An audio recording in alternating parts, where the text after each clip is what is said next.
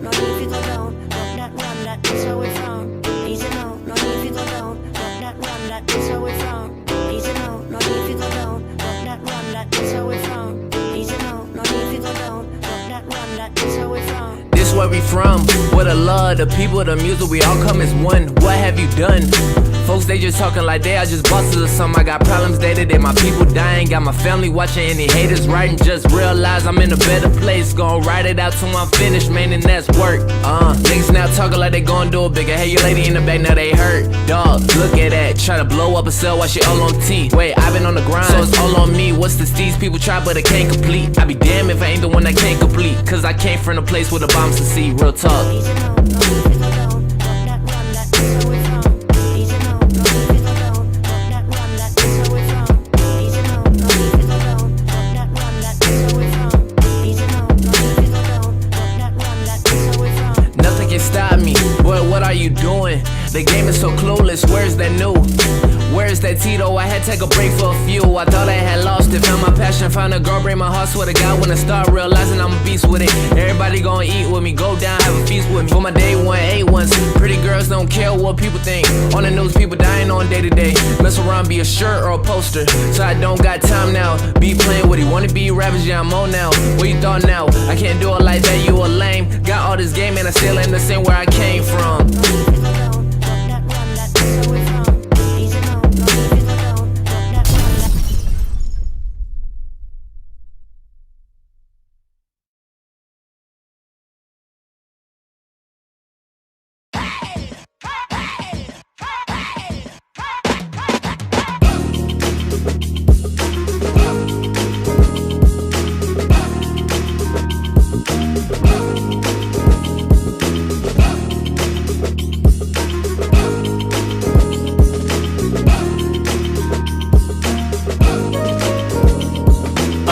Another day, another dollar in this motherfucker. Make you scream, wanna holler in this motherfucker. Nigga work with a dog collar. How the fuck I'm supposed to raise from the ghetto if the pay little?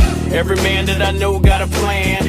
Every man that I know work for the man. Speak for me and breathe air you breathe. So I know I got something to achieve. In the mind of a state, give a fuck on what it take. I'm a millionaire, billionaire. See you when I get there. For now, let's grind in the ghetto state of mind. Put the pedal to the floor, I got a steep hill to climb. That money on my mind, gamble everything of mine. Rather be broke than to live with a yoke. Nowadays, people slave for a little bit of hope. Guess I better ball hard, spit a bar, sell dope. Excuse me, Mr. Officer. What it take for my hands to drop? Why to stop? What we here for? You know the answer. Cause I'm black with a hat and a nice car. Excuse me, Mr. Officer. What it take for my hands to drop? Why to stop? What we here for? You know the answer. Whoa, wait, you're making a mistake. Another day, another dollar in this motherfucker. Make you scream, wanna holler in this motherfucker. What it take for a real nigga get a break? Made a contribution, fuck retribution. Laid a foundation, still motherfucker hate. Rather see a nigga broken, see him elevate.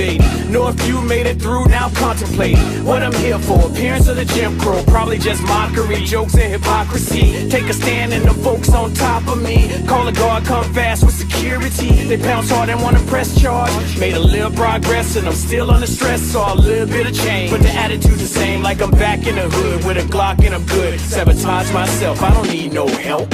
Excuse me, Mr. Officer. What it take for my hands to drop? Why to stop? What we here for? You know the answer. Cause I'm black with a hat and a nice car. Excuse me, Mr. Officer. What it take for my hands to drop? Why to stop? What we here for? You know the answer. Whoa, wait, you're making a mistake. Another day, another dollar in this motherfucker. Make you scream, wanna holler in this motherfucker. Give me that ride on the backside, in the limelight. This my time, right? Should I see through it? Put heat to it. Let the time pass, never speak to it. Who would I be? To stay silent is calamity. So I came to speak. Got a million man strong with a right to bear arms. All it take is a song. Play the shit in its own. Super grip on my phone. Got the video and drone. Catch a glimpse of the ruckus is the movement and push. Nigga tired of being pushed. Now police in the streets with the riot getting heat. Rubber bullets in the shield just to make us know the feel. One shot, one kill. Nigga dead in the street cause the bullet was for real. Excuse me, Mr. Officer. What it take for my hands to drop? Why to stop? What we here for? You know the answer. Cause I'm black with a hat and a nice car. Excuse me, Mr. Officer. What it take for my hands to drop? Why to stop? What we here for? You know the answer. Whoa, wait, you're making a mistake.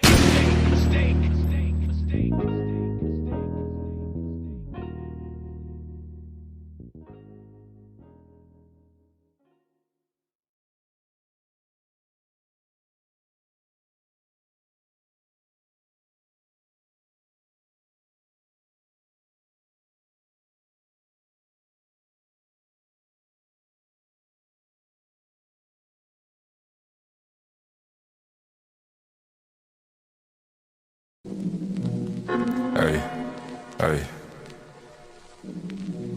Peso Picasso, Peso LeBert, whatever you want to call it. Perfect.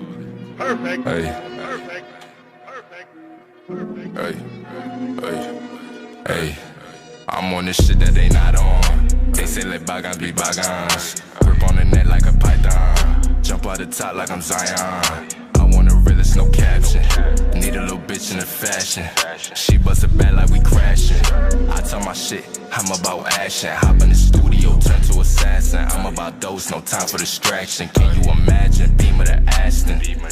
Ha, past them, I'm in the league of my own. Like mobile, I guess of myself. They like, so what you own? I'm working for generation wealth. Know to the shit that I'm on. Ay, you niggas not on. Know to the shit that I'm on. Ay, you niggas not on. Feeling like James Bond. Ay, 007, I get it, it's gone. Fuck the papon. Ay, nigga, I'm stone. Know to the shit that I'm on. Ay, you niggas not on. Know to the shit that I'm on. You niggas not on. Feeling like James Bond. 007, I get it, it's gone. Fuck the papon. Ay, nigga, I'm stone. Yeah. Sometimes you just gotta sit back, enjoy life, cause you don't know how long you gonna be here. Hey, I'm in the league of my own. I might just go play for myself. All of the shit that you own, your dollars ain't making no sense. Don't act like you knew me, that's pretense. To that little bitch to the deep end. She wanna slide for the weekend. Do say got me tweaking.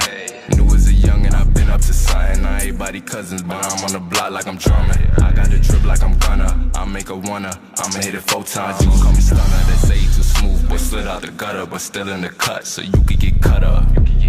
Still in the cut, so you could get cut up. Know to the shit that I'm on. Ay, you niggas not on. Know to the shit that I'm on. Ay, you niggas not on. Feeling like James Bond. Ay, 007, I get it, it's gone. Fuck the papon. Ay, nigga, I'm stone. Know to the shit that I'm on. Ay, you niggas not on. Know to the shit that I'm on. You niggas not on. Feeling like James Bond. 007, I get it, it's gone. Fuck the papon. Ay, nigga, I'm stone.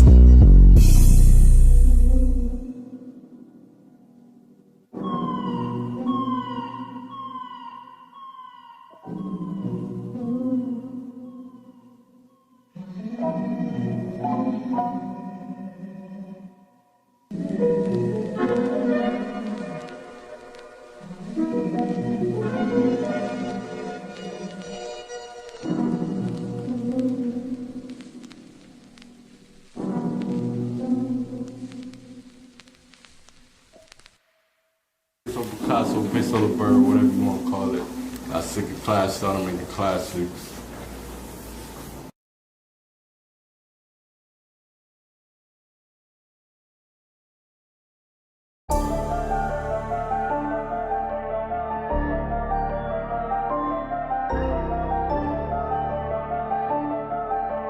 I told my daughter if you wanna rap, then rap. But I think you should be a princess. I told her boyfriend if he gon' cap, then cap. And he gon' get his chin check. I told my chauffeur to make a left. Telecoms don't put me over, I ain't taking that breath. No, I'm not getting out the car, I ain't showing you shit. And no, I ain't taking them steps. Cause I know I'm gonna be under arrest. Cause I'm high as fuck, I just lit it up. Plus I got call up my wife, tell her come get the car. And she gon' see the bitch in my trunk. Whole lot of money, I stack all the 20s. I burn through the ones, I get what I want. Spend all the 50s, I pass out the hundreds. I swear on my mama, my comma will come. That's because all of the commas I front. I like my money with commas in front. I like my bitch with a thong up her button. Her natural hair like she Lauren or something. I like my chips in the ruffles with onions. I like my bricks in the duffel with butter. I like the Glocks on the table, the pumps in the closet, and I like the dope in the oven. I like my hoe when they naked. I fuck them so reckless, and then I'm gonna come on her stomach. Hold up.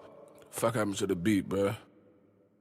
Hey, bro, that's cool and all, but, weren't you supposed to be dissing Chess? Oh, fuck, I forgot about that little nigga. Alright, let's get it. Cake life, I ain't even make no diss track.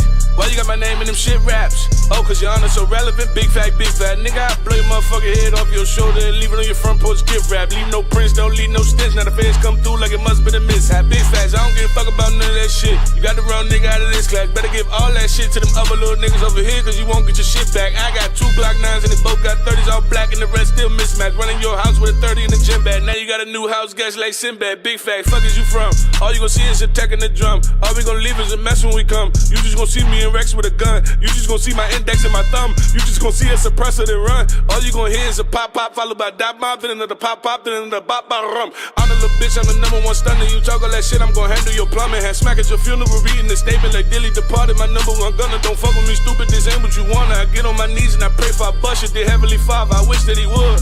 Then I blow the cake on them suckers. I call her Rex for the pies and the chicken. I call her Mookie, don't lie with the bitches. He let me know by surprise where you living. I be at your door like, how, who is it? Mama like Raekwon, can't have visits. I be like, damn, how old the little nigga? She like, damn, that's a grown little nigga, then blam. Now you live alone, little nigga. We hide them bitches to find where you living. No ties, no printers, no wires, no witness. No time for religion. My niggas is atheists. Remington shoot with 100 for radius. I got the drop right to where your location is. I drop a op like he entered the matrix. And all of that violence, your honor was made for it. Dead body smelling like bacon bits. I ain't got time for no hating shit. Had to just break a brick and give it back to the gang. You do $1 million, I'm worth about $1 million. I promise you, nigga, this shit ain't the same. You call up Tay-Rock and Steams a spa. This is the difference I'm trying to explain. Your best friend battling a bitch this weekend and my best friend in the All-Star game.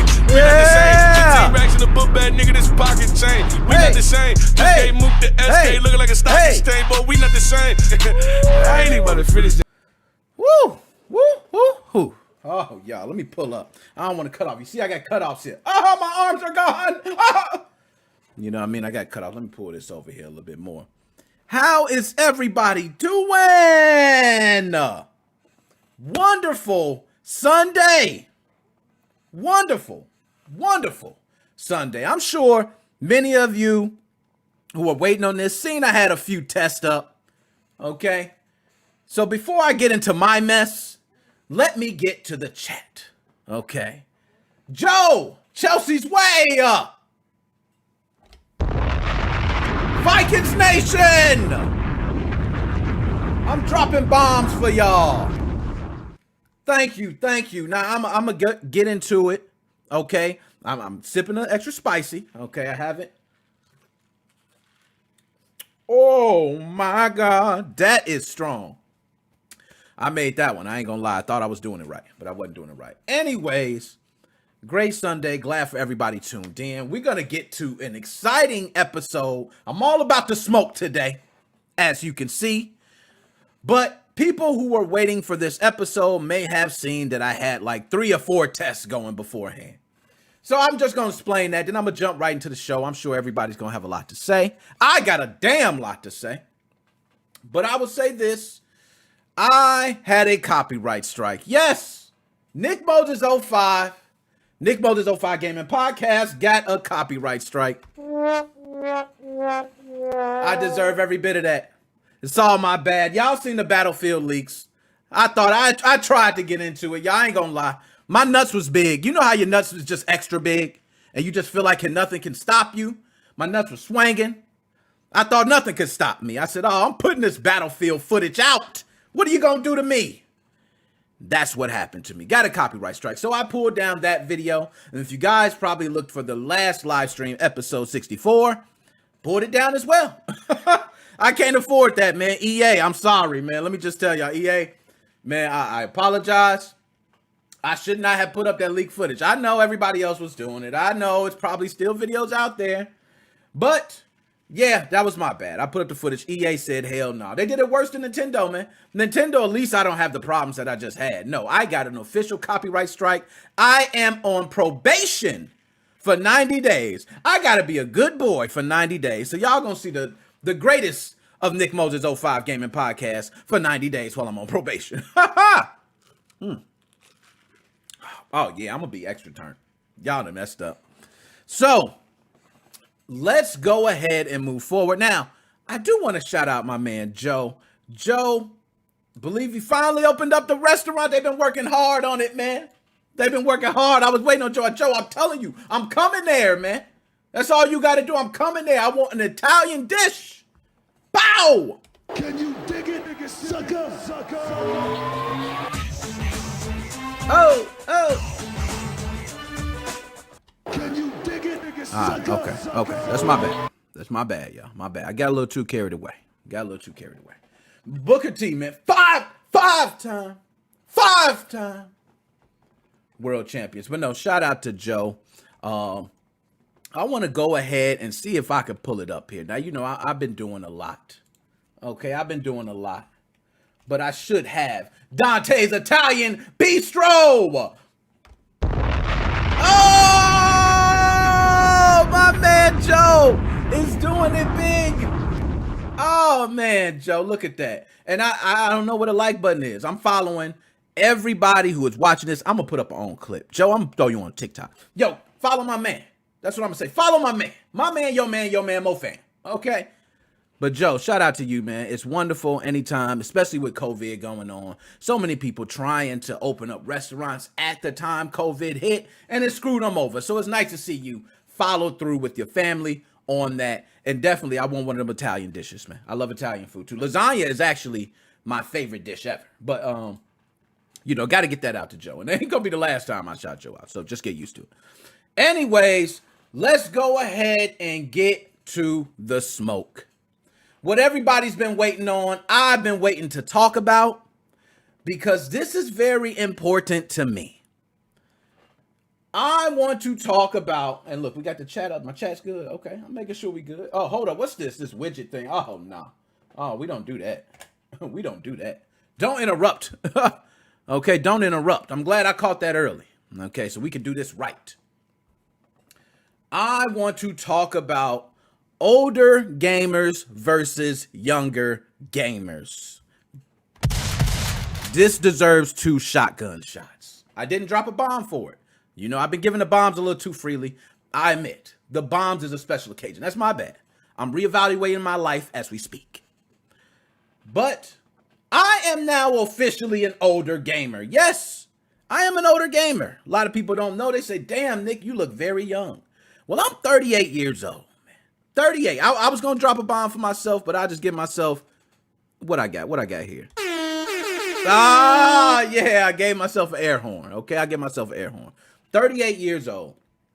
38 years old, I am considered an older gamer. I am not a younger gamer. A younger gamer would be considered like my children. All right, and that means from the oldest to the youngest. Those would be considered the younger generation. The reason I want to talk about this is because for the longest, I have this, how could I put it? This Floyd Mayweather, LeBron James mentality. And those who are older know what I'm talking about. You just feel like even at 38, you're still in your prime. LeBron James is out there doing it. Why am I not in my prime? Floyd Mayweather is 51-0. Why am I not in my prime? This is my prime. You cannot tell me this is not my prime. That's what we say for the older generation. Now, we see, what about the late 40s? Oh, my goodness. We talking about all of us, baby. Late 40 gamers, we going all the way up to about 65. We going to go over 65. The hell, we talking about older gamers. Now, I want to go ahead and give a definition of a younger gamer. A younger gamer, we're going to base it off statistics. Most statistics go between 18 to 25 is your prime gaming ages. Okay? 18 to 25. Not making that up. Most statistics say 18 to 25 is your prime gaming year. So by that method, I have passed my prime. And I don't believe that. I think that's a damn lie. And I'm representing all the older gamers. But for my younger gamers out there, if you're 25 or younger, you might be 18, 16, 13. You probably listen to me like, shut your old ass up. You don't know what you're talking about, Nick. You have no idea. Younger gamers would destroy you in every single category. It don't work like that. I'm going to give you a couple different things. Now, first, I want to break down the statistics of older gamers to younger gamers first. I think that's the best way to start this off. So we have a good impression of what I'm talking about. I don't want anybody to think I'm just saying whatever. Okay? I want people to know exactly what I am talking about. So let's go ahead and pull up the average, and I'm going to pull it up on screen now. Now, this is from Statista.com. I always butcher names, so I apologize. But they have given us some great stats on video gaming and esports. And I will read down below, but first we're just going to go through the ages, which makes up the gaming community. I think we ought to start there. Under 18 years old makes up 20% of the gaming community. Now, this is in 2021 United States. I can't speak for China, can't speak for Australia, UK. I can't speak for nobody else. I could only speak for the United States statistics. I live in the United States, so that's what I'm going to go off of. If you're out there, Australia, my man Shane, shout out. Hey, what is it looking like over there? Okay? But in the United States, 20% of gamers are under 18 years old. Every single one of my children, except one, are pretty strong gamers. So that statistic makes sense. With my kids, the percentage is damn near 100, but hey, 20% under the age of 18 make up the gaming community. But look at the biggest one, 18 to 34. That makes up the majority of the gaming community. So what I'm pretty much seeing off this, they said, if your ass is 35 or older and still playing games, you just disrespected. Put some respect on a 38-year-old gamer. Put it on there. Okay, 40 and up, 50 and up. Put some respect on us. Don't do us like this. But this is just the stats, guys, of 2021. So 18 to 34. Now, remember I mentioned 18 to 25 being those prime years, which means you're going to start seeing a decline. Okay, you're going to start seeing a decline. I took notes. I don't even remember, what the hell I did with my notes. I always do that. I just go off the top of the dome. Popular poems. Pop in the home. Pop in the... No, let me stop. Okay, but I want to pull up these notes here, and I'm going to go over a couple different things. But let's finish the statistics. 35 to 44, 14% of the gaming community. And 45 to 54 make up 12%. So I want to give you guys just pretty much add that together. We got 26% that make up, the community of gaming between 35 to 54. That's a pretty hefty number. It's more than all the ages under 18 or 18 and younger. Or excuse me, it says under 18 years. So let me clarify that. Anything under 18, 20%. But if you take 35 to 54, it does make up more. And that makes sense. You got a wider range too. But we have quite a few gamers who are still gaming at older ages. I think that's amazing. All right. 55 to 64, 9%. Wow. 7% of gamers are over 65 years old. Think of the gamers who were playing games in the 70s. Okay? They're still around. We got the 80s babies out here. Still around. The 90s babies. Okay? And then we enter to the new millennium. Where the new younger gamers come in. And I will say for the younger gamers, in certain elements, they do have an advantage. I'm going to pull myself back up on big screen. I don't want to, I don't want to hog all the, screen time without showing my face. I think that's only right. But I'm going to say a couple different things here for my older gamers and my younger gamers. And I want y'all, if you're in the chat, let me know. If I'm bugging, tell me I'm bugging. Okay? Bring the smoke. I ain't scared of it. Say what you going to say. All right? But I'm going to list a couple different pros. I'm not going to do cons, because if I do cons of old gamers, I'll fuck around and start crying. Okay, I'm going to be honest with you. I'm going to start crying, because it gets bad when you get older. For those younger folks out there, do not get it twisted. When y'all get older, you will see. Okay, I'm not going to say it no more. Man, that drink is extra strong. So, I'm going to go through these and I'll break each one down. I don't want people to think I'm jumping out the window with these, so I'm going to give an explanation for each one, right? So we're going to start with the pros for the younger gamers. Let's get the younger gamers out the way, because the young folks, if I start talking about the old folks, they go, oh, that's a lie. That's a lie. Well, I'm going to give y'all your props first, okay? That specimen is 46 years old. He don't count as the younger group, okay? Kyle, my man 16. Kyle, I count you in the younger group. Okay, so one of the pros for younger gamers is better multitasking and playing on complex games. Now, guys, remember, this is me. So I want you guys to let me know, am I tripping? But to me, I believe that younger gamers have an advantage on playing more complex games.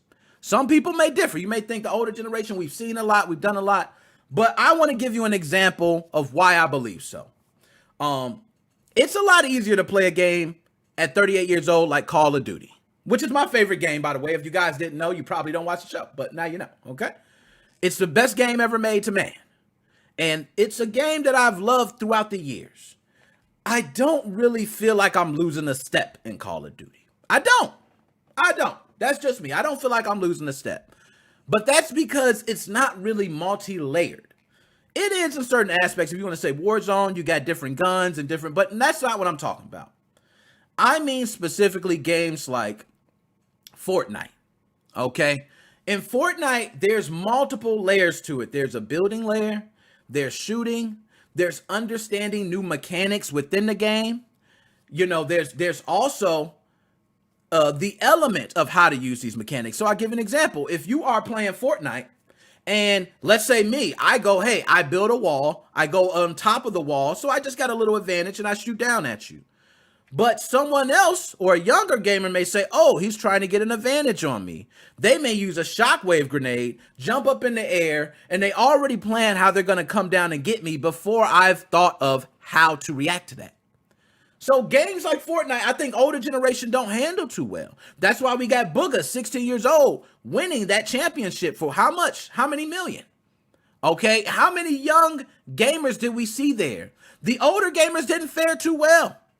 Okay, and I think there were some who actually made it to that tournament who did not make it towards the top 10.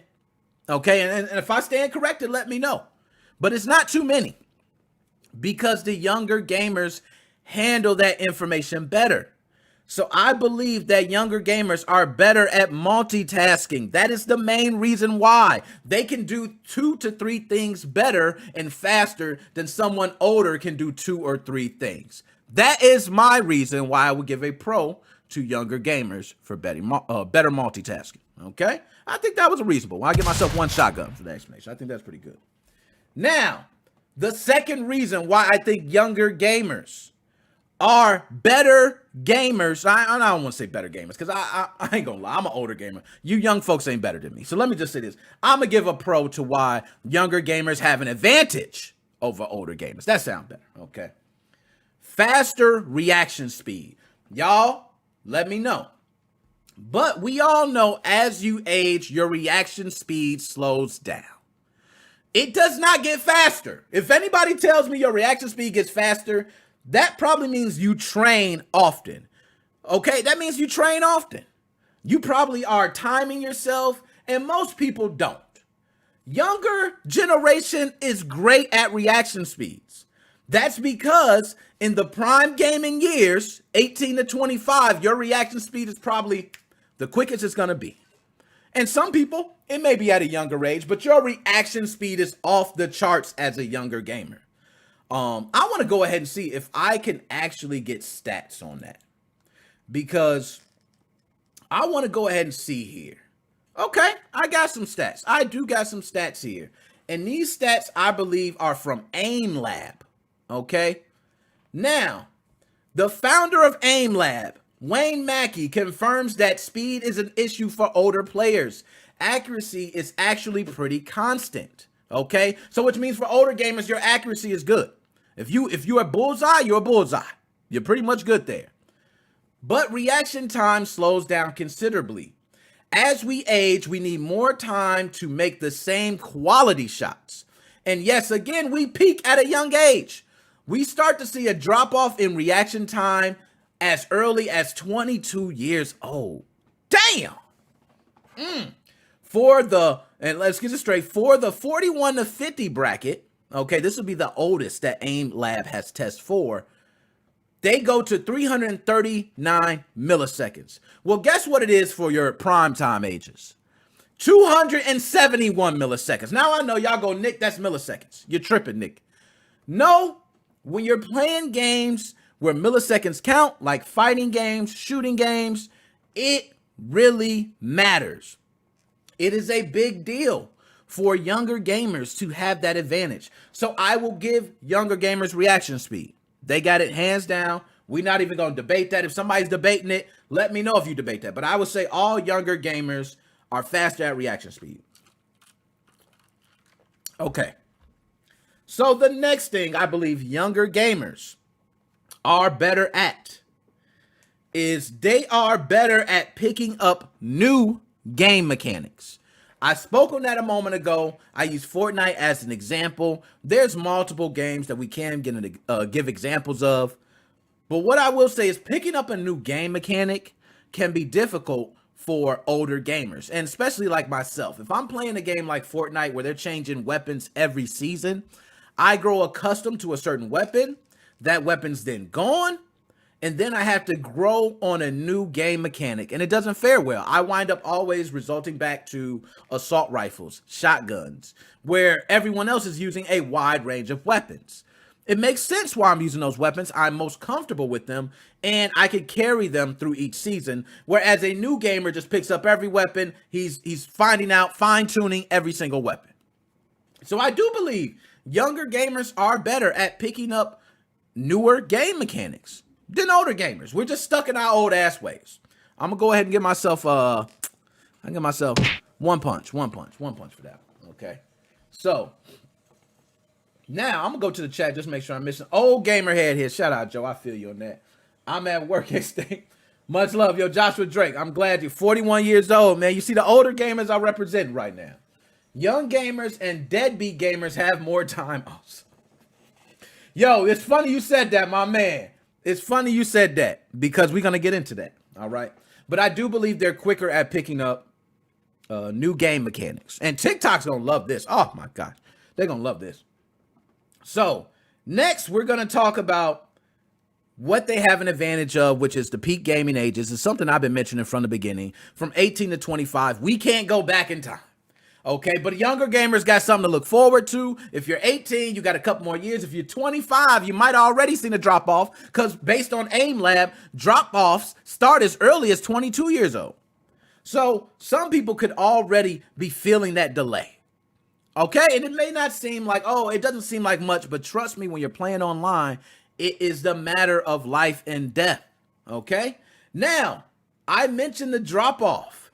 If you're through the 41 to 50 age bracket, you're probably seeing a 20% to 35% drop off in your reaction speed.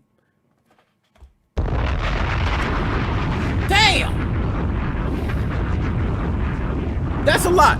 I don't even know if I want to go any further, man. I feel like going through these for the younger gamers, I'm hurting myself. So older gamers, let me get through this last one. I'm going to put some respect back on our name. Back on our name. Okay? So the last one I got for young gamers that I think is one of the biggest advantages for young gamers, and I think this is probably the number one, okay? And it was mentioned by my man, was that Joe 2O? Joe 2O. It was mentioned by Joe. Joe, let me do this for you. I gave you 2 shotguns, Joe. I don't even do that. We got another Joe here. Okay, I don't do that often. So appreciate it. But younger gamers got too much damn time on their hands.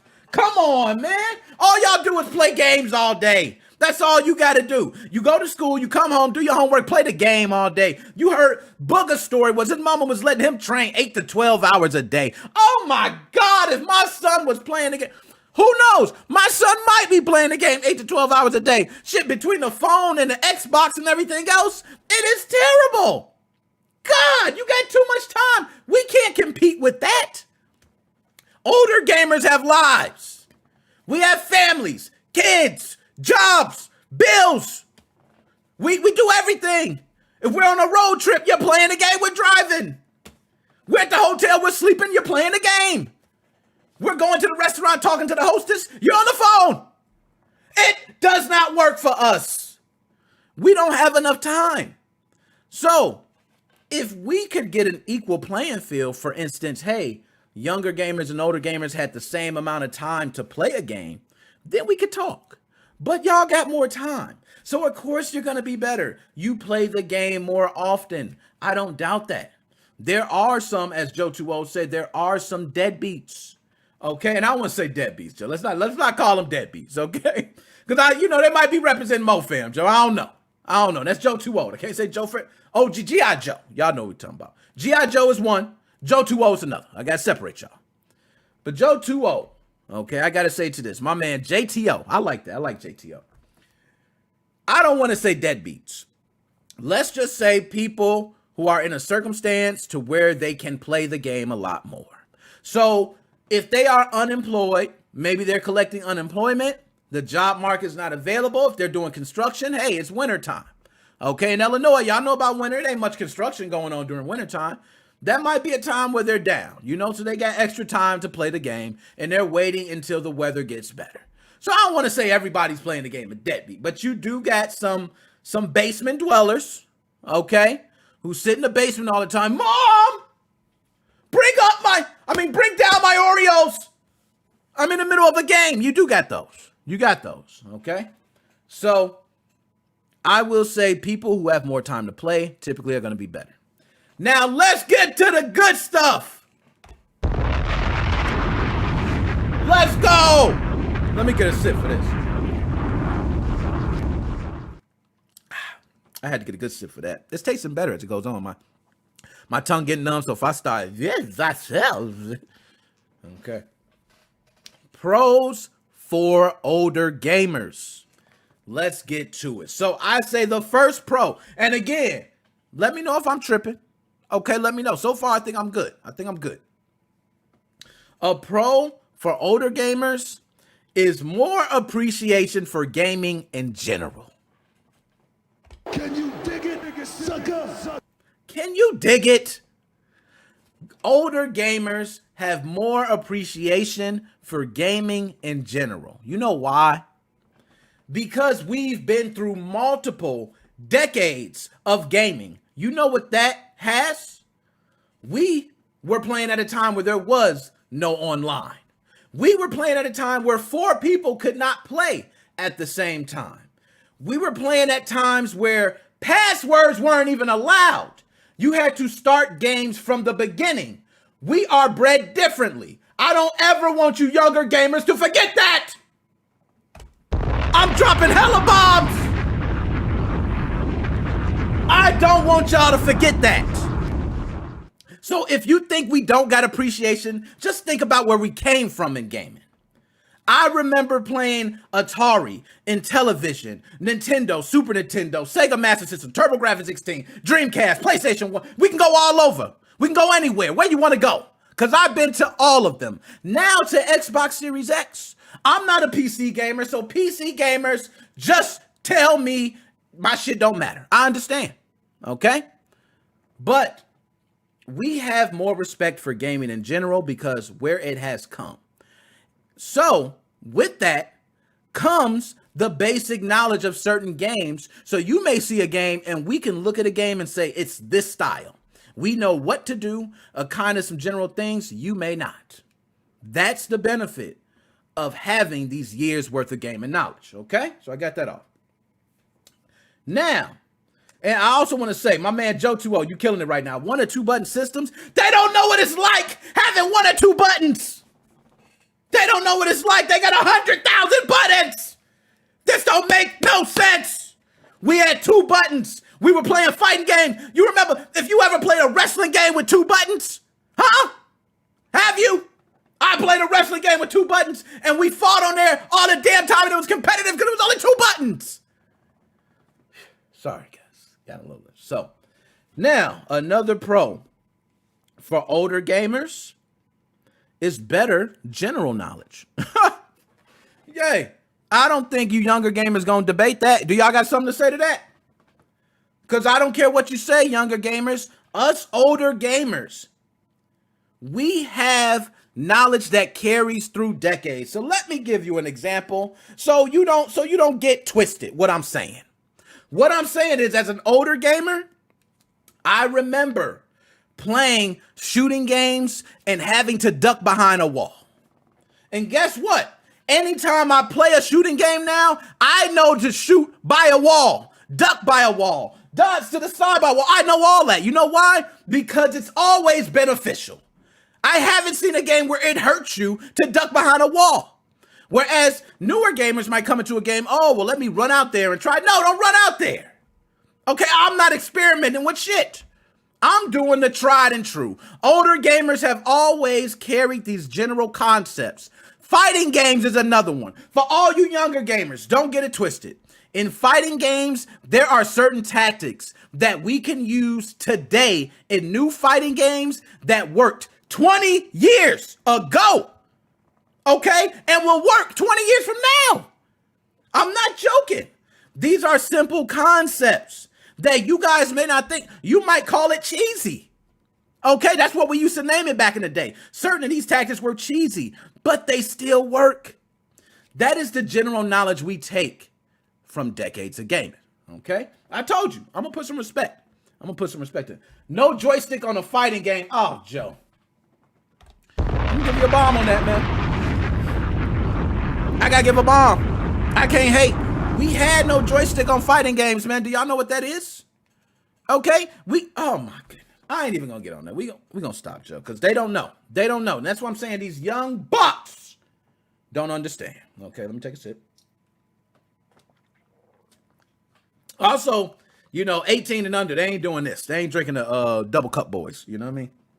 So, now another advantage that I believe older gamers have is older gamers have the love for challenges and high scores.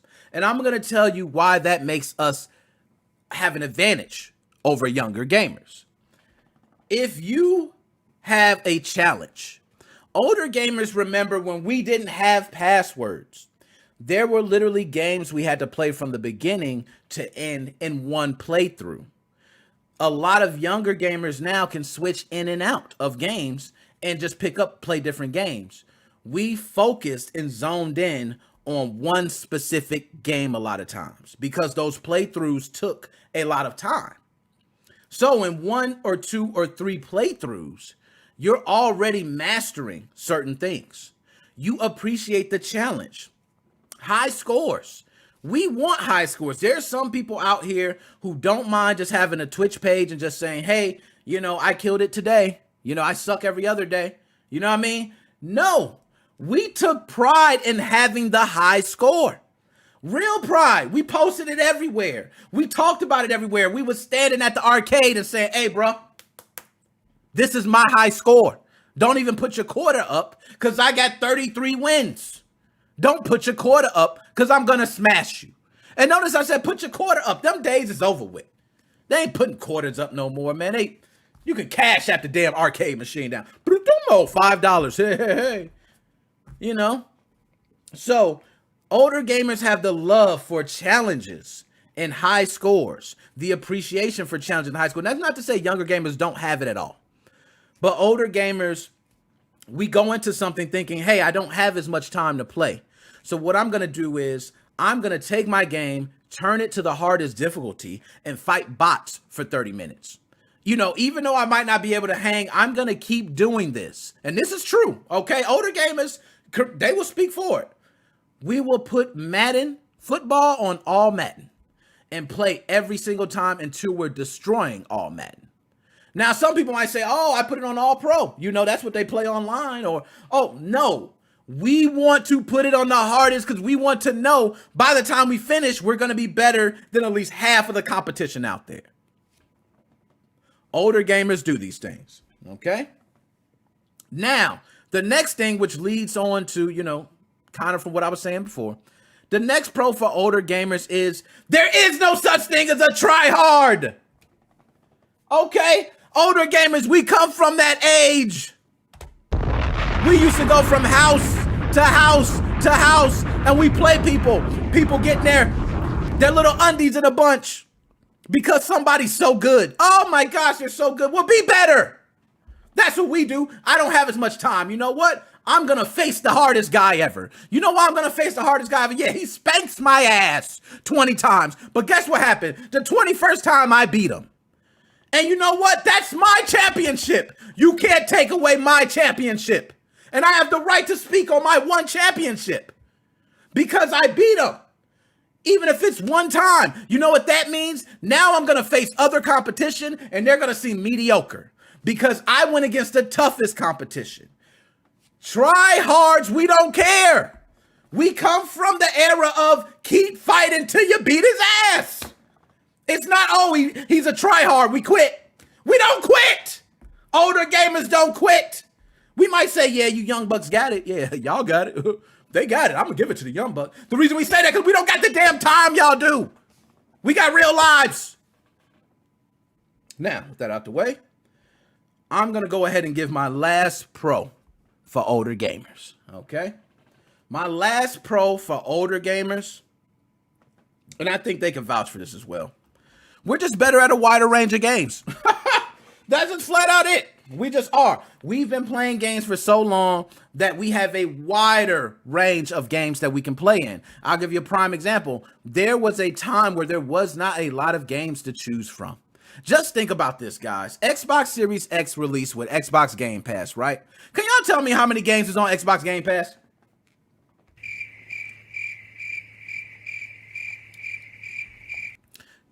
I had to play the cricket sounds because you know what? It was a damn lot. It was a lot. It don't even matter. You have between Xbox Game Pass, Xbox Gold, you have EA, you know, so if you had an Xbox Series X or you had a PS5 and you want PlayStation Network, PlayStation Plus, I'm not sure what they call it. I'm not a Sony representative, okay? But these games were made available. I remember buying a system and there was only like 6 games to start with. Who remembers PlayStation 1 when it first came out? I remember being one of the people, well, shout out to my mom. Okay, kudos to my mama. All right, but my mom took us to Blockbuster after she got us a PlayStation for Christmas. Yes, my mom took us to Blockbuster. And I know what y'all saying. What the hell is Blockbuster? Blockbuster, I got to explain this for the younger folks. I know this might sound crazy. Blockbuster was the place to go to rent video games. Younger folks may know GameFly. We knew Blockbuster, Family Video, and others. But when PlayStation first came out, if I remember, Blockbuster only had about 6 titles that you could play. So what happens? You rent all 6 games. Okay, or one's gone. You got to wait till it comes back, but you don't have much of a selection. So you were forced to play games like Jumping Jack Flash. Or if you didn't play sports games, you were forced to play the NBA in the Zone. Okay, you were forced to play Tekken because there wasn't multiple fighters released. Okay, you were forced to play these certain games, Crash Bandicoot and other platformers that you typically wouldn't play because you didn't have a wide selection. Now, as time goes on, those gaming collections do grow, as you've seen with Nintendo, Super Nintendo, Genesis, Sega Master System, TurboGrafx 16, so on, so on, so on. They all do grow, but they didn't start huge. We're entering an era now where people are still saying, Nick, where's the Xbox Series X game? Like, all these games are pretty much being enhanced for Xbox Series X. Where's a game that was designed to be played on Xbox Series X only? And that's a good question. You know what I mean? That's a good question. I'm not going to say anything about that because that's something that I agree with you. The way games are, a lot of them are being enhanced. But we were forced to play the games. So it's just a different love. It's just a different love. So, nonetheless, with that off my chest, okay, I had to get that off my chest, y'all. I was telling you, I was feeling it, okay? But there's a couple things I want to mention. If you want to know more about this, shout out to whoever wrote this. I didn't even read through it, but I just, kind of glanced through it, and it had some pretty interesting things. But gender and sexual orientation differences in cognition across adulthood. Age is kinder to women than to men, regardless of sexual orientation. So I believe Elizabeth A. Mailer, Steen Reimers, Jean Choi, and all these people have done certain tests. And these tests, as you look through, they are some extensive testing that has been done across multiple ages, gender. Okay, so you got male and female, different sexual orientations. So this gives a lot of clarity on these tests or these different things that I was speaking of. So you see it, up there. You can go ahead and probably type it in and find it on Google. That's the same way I found it. And also, I want to shout out Aim Lab. I have not done Aim Lab, but I want you guys to go ahead and let me know if you use Aim Lab. It seems like people use Aim Lab to get better at first-person shooters, specifically on PC. I'm not sure if Aim Lab's available on any console or anything like that, but looks great, and it actually was the results of some of the testing stuff that I read, or some of the statistics that I read, excuse me. So shout out to Aim Lab for that, okay? And I got that. So anyways, enough about that. Let's go ahead. I know that was one that I told you we was gonna get to the smoke early, man. They like, damn, Nick. Already, Nick. How you doing this? You just started the show, man. You on fire. I know. I'm not done, though. I'm not done. Okay, hold on. Let's see. Now, I'm trying to get used to these buttons, okay? So work with me. Let me see if this works. So if I go back to this screen here. Oh, it's working. It's working. I got the buttons working. I'm trying to get, I hate using the mouse for a lot of this stuff. I got a Stream Deck. So I'm trying to utilize more of these buttons, okay? But right now, we are going to talk about the best game ever made, okay? Now, I know what people are going to say. Let me just start by saying, guys, I expect to get flamed, okay? I am a Call of Duty fanboy that always gets flamed for just my blatant love of the Call of Duty franchise. I do not mind. Cleveland Browns fans have been flamed for many, many years. Mets fans have been flamed for many, many years. Cubs fans, until recently, were flamed for many, many years. I will get flamed. It doesn't matter, guys. Call of Duty is the best shooter ever. Just get over it. Save yourselves the time of talking about me and go get Call of Duty. Pre-order Vanguard. Yes, it's going back to the World War II times, and you're going to think Call of Duty World at War was crappy, and I didn't like it either. But who cares? I'm repping them. Let me drop a bomb for me. Okay. Bam. Now that I got that out the way. So, we all know Call of Duty Vanguard had its reveal trailer. And usually I play reveal trailers, but after I had EA spank my ass with a copyright strike, I'm not doing that no more. At least for 90 days while I'm on probation. You know what I mean? I'm on probation. Leave me alone, okay? I'm on probation. I'm being a good boy now. But I will say Activision is trying to back the hell out of everything. And the reason I say that is because a lot of people don't know Activision and Blizzard, which is Activision Blizzard, they're one company because they had a merger, all right? They have been suffering like terrible backlash from the community. Cancel culture is on that ass. The way they've been treating women and even some male employees and workers, we heard about work conditions. It has went on and on and on to the point where on the new Call of Duty Vanguard trailer, you don't even see anything about Activision except in the copyright blurb at the bottom. Now, I want to go ahead and pull this up. Again, I can't play the trailer, but what I can do is pause it right at the end and I can take a look and show you what I see. Okay, so bam, we're going to pause it right there. And I'm going to pull it up. This is from their YouTube page, the actual trailer. Do you guys see this? Sledgehammer Games, blank, CallOfDuty.com, Treyarch, shout out Treyarch, man, I love Treyarch, Beanox, okay? Notice at the bottom, you do see Activision Publishing, Inc., Activision Call of Duty. So this is all the copyright blurb that they put in there. It's a blank space here. Now, you could have easily moved this over. You could have centered everything. But the blank space almost tells me that they went ahead with marketing and just literally wiped out the Activision name on there. Let me know if I'm wrong. Let me know if I'm tripping. But I don't see nothing there. I don't see nothing. So Activision is trying to back the hell out so bad. And you know, I feel bad because I'm like, yo, as much as a Call of Duty lover I am, I cannot stand behind that shit y'all doing. I can't. Now, loving my game is one thing, but loving the way you make them and all that, I don't have to. And a lot of people say, make them pay with your wallet.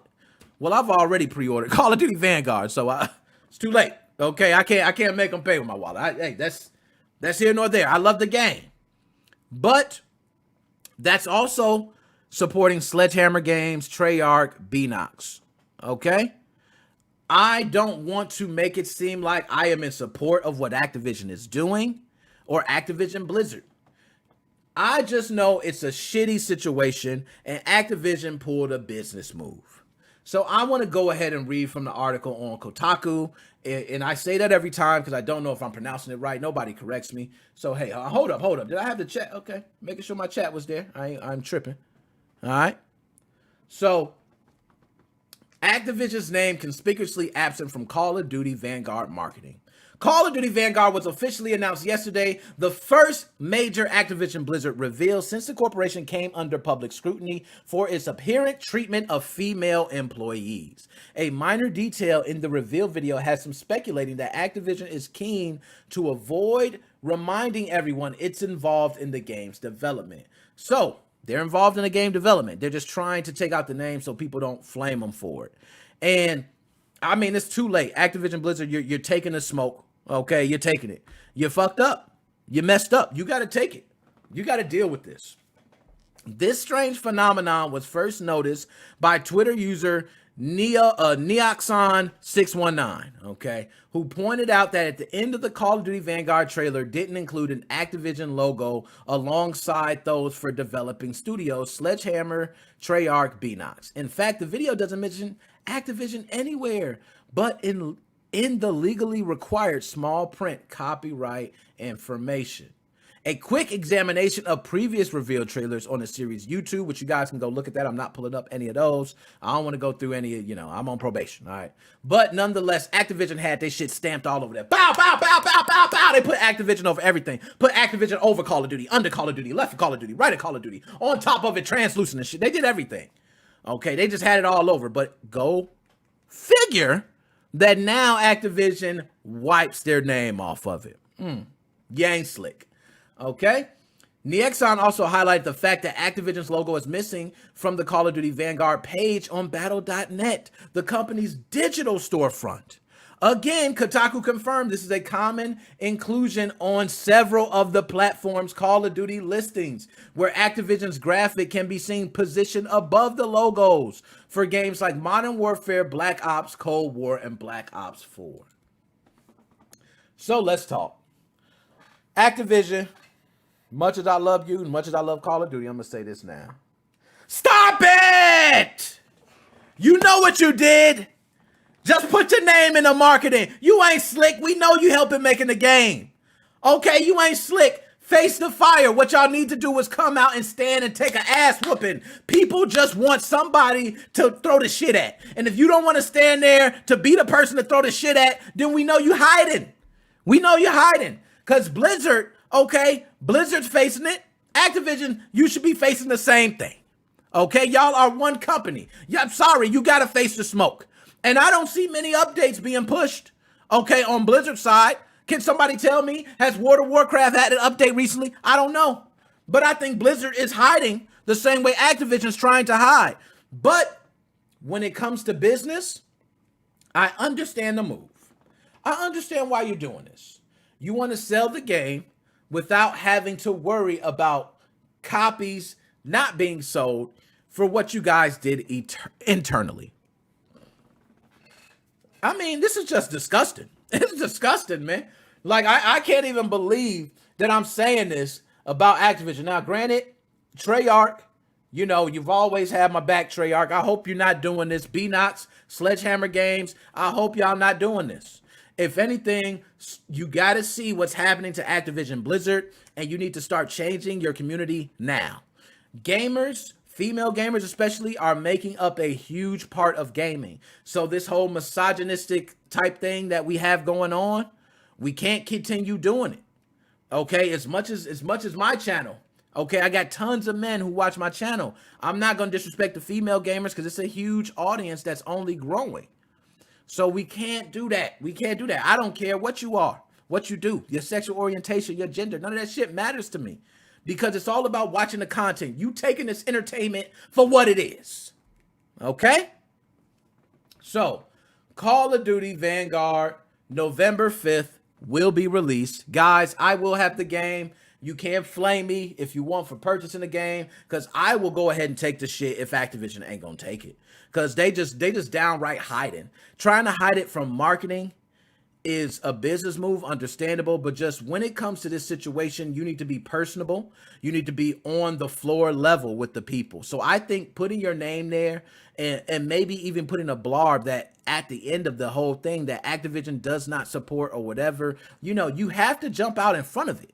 You can't stay behind it. You got to jump out in front of it, Activision. So I'm going to just give you a couple slaps, a punch, and another slap because you tripping. You really bugging right now, okay? Face the fire and deal with it. All right, so enough of that. We did pretty good. Okay, I ain't want to flame Activision too hard. Y'all know Call of Duty is my favorite series. Okay, and I mean PlayStation. As much as I'm a Sony hater, you people know me. I've been a Sony hater for a while, and I've been an Xbox fanboy. Sony gets the exclusives on Call of Duty, and I have not transitioned over to Sony. Ain't that something?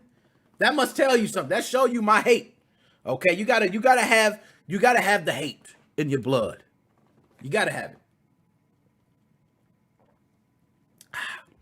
There we go. So let's move on. We're going to talk about Fortnite, and we're going to talk about its imposter mode along with Among Us. The reason I want to talk about this is major. This is major, guys. Okay, let me see how this working right now, because I should right now. Let me see. I should have Among Us up when I flip the screen. There you go. I told y'all I got the buttons working, man. It's beautiful. I got the buttons working, man. I can do all that without having to do all the extra shit. Okay.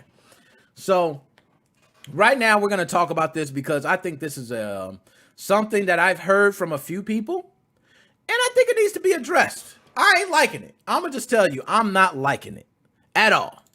So first, I want to start by saying that Fortnite has copied Among Us.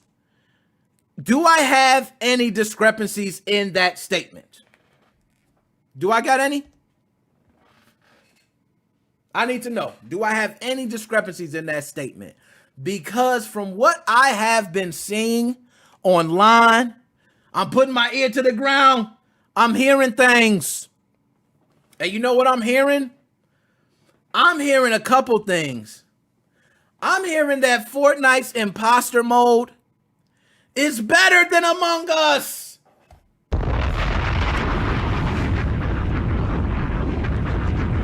Am I hearing that properly?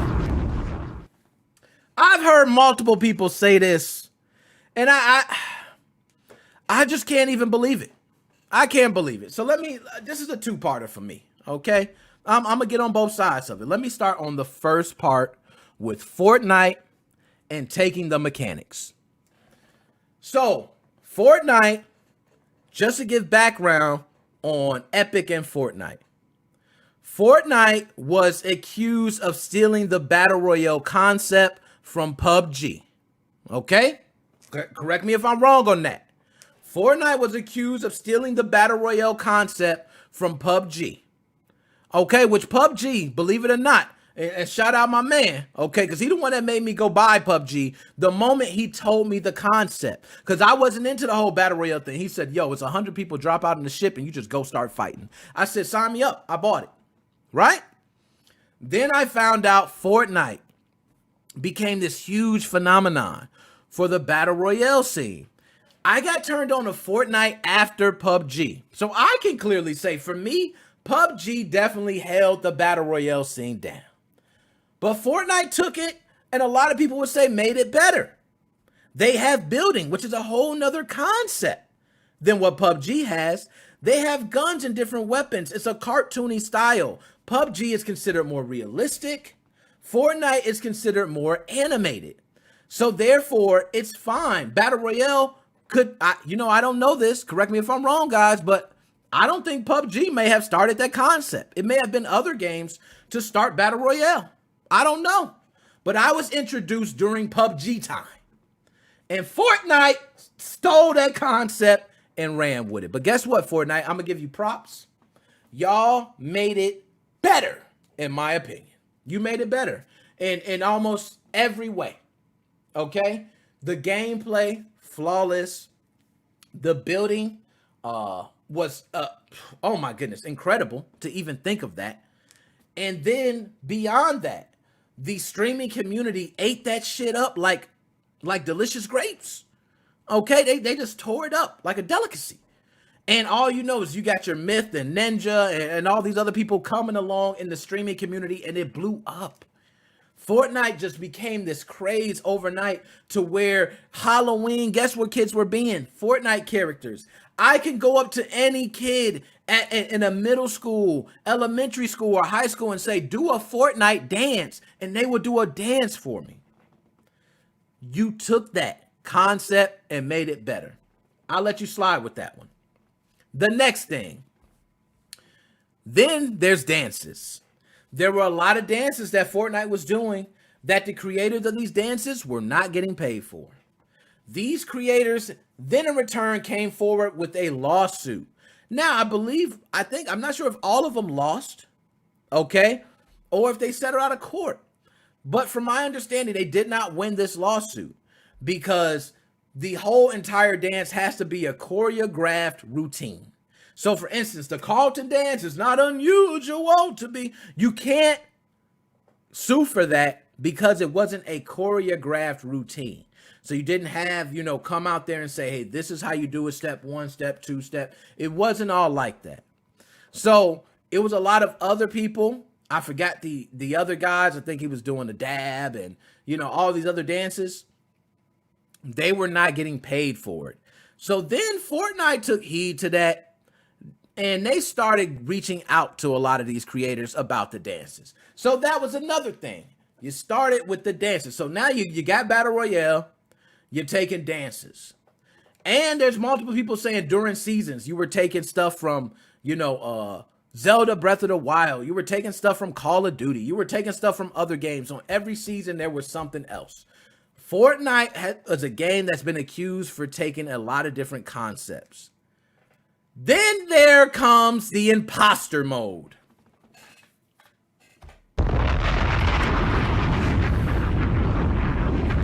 I don't know how you get by this one. Everything about this imposter mode reeks Among Us. So let me get to my second part now. This is the part where people are like, yo, Nick, I don't know if I feel you on this. I believe Fortnite literally ripped off every concept of Among Us and try to add a twist to it. That is my own personal opinion. The reason I say that's because Among Us is not the first to do this concept. A lot of people consider Among Us to just pretty much be another version of Mafia. I've never played Mafia, but I've heard this statement so many times that Mafia sticks out in my head. They said, hey, you were trying to, prove that you were not the killer. And this is kind of the same thing in Among Us. But Among Us adds so many of its own specific elements, similar to how Fortnite did with the Battle Royale mode, that I could literally say somebody else is copying Fortnite. You see what I mean? Even though PUBG is the originality of the concept in my mind, which is the first game I played. And let's start there. A lot of people, it's all about the first game you play. If you don't know a game before it, then you can simply say, oh, that's not the reason why. It's because you haven't played the game. Okay? So for me, PUBG was Battle Royale starter. Fortnite taking that and added new concepts. I feel the same way with Among Us. Among Us added its own concepts to the point where it's defined in its own category. Now, Fortnite stole this because, first of all, it's Fortnite imposters. Imposters. You couldn't call them traitors. You couldn't call them haters. You couldn't call them fakers. You know what I mean? You couldn't call them anything. You called them imposters. What is the one thing they say on Among Us? I'm not the imposter. Okay, you see the shirt? I'm not the imposter. You named it Fortnite Imposters Mode. Bam. Okay? That's one. Two, how many collabs we seen with Fortnite? We've seen Street Fighter. We've seen Rick and Morty. Rick and Morty. I mean, we've seen them all, man. We've seen so many different collabs. You telling me you couldn't reach out to Among Us Devs for a collaboration? They're a small team. They would have embraced it.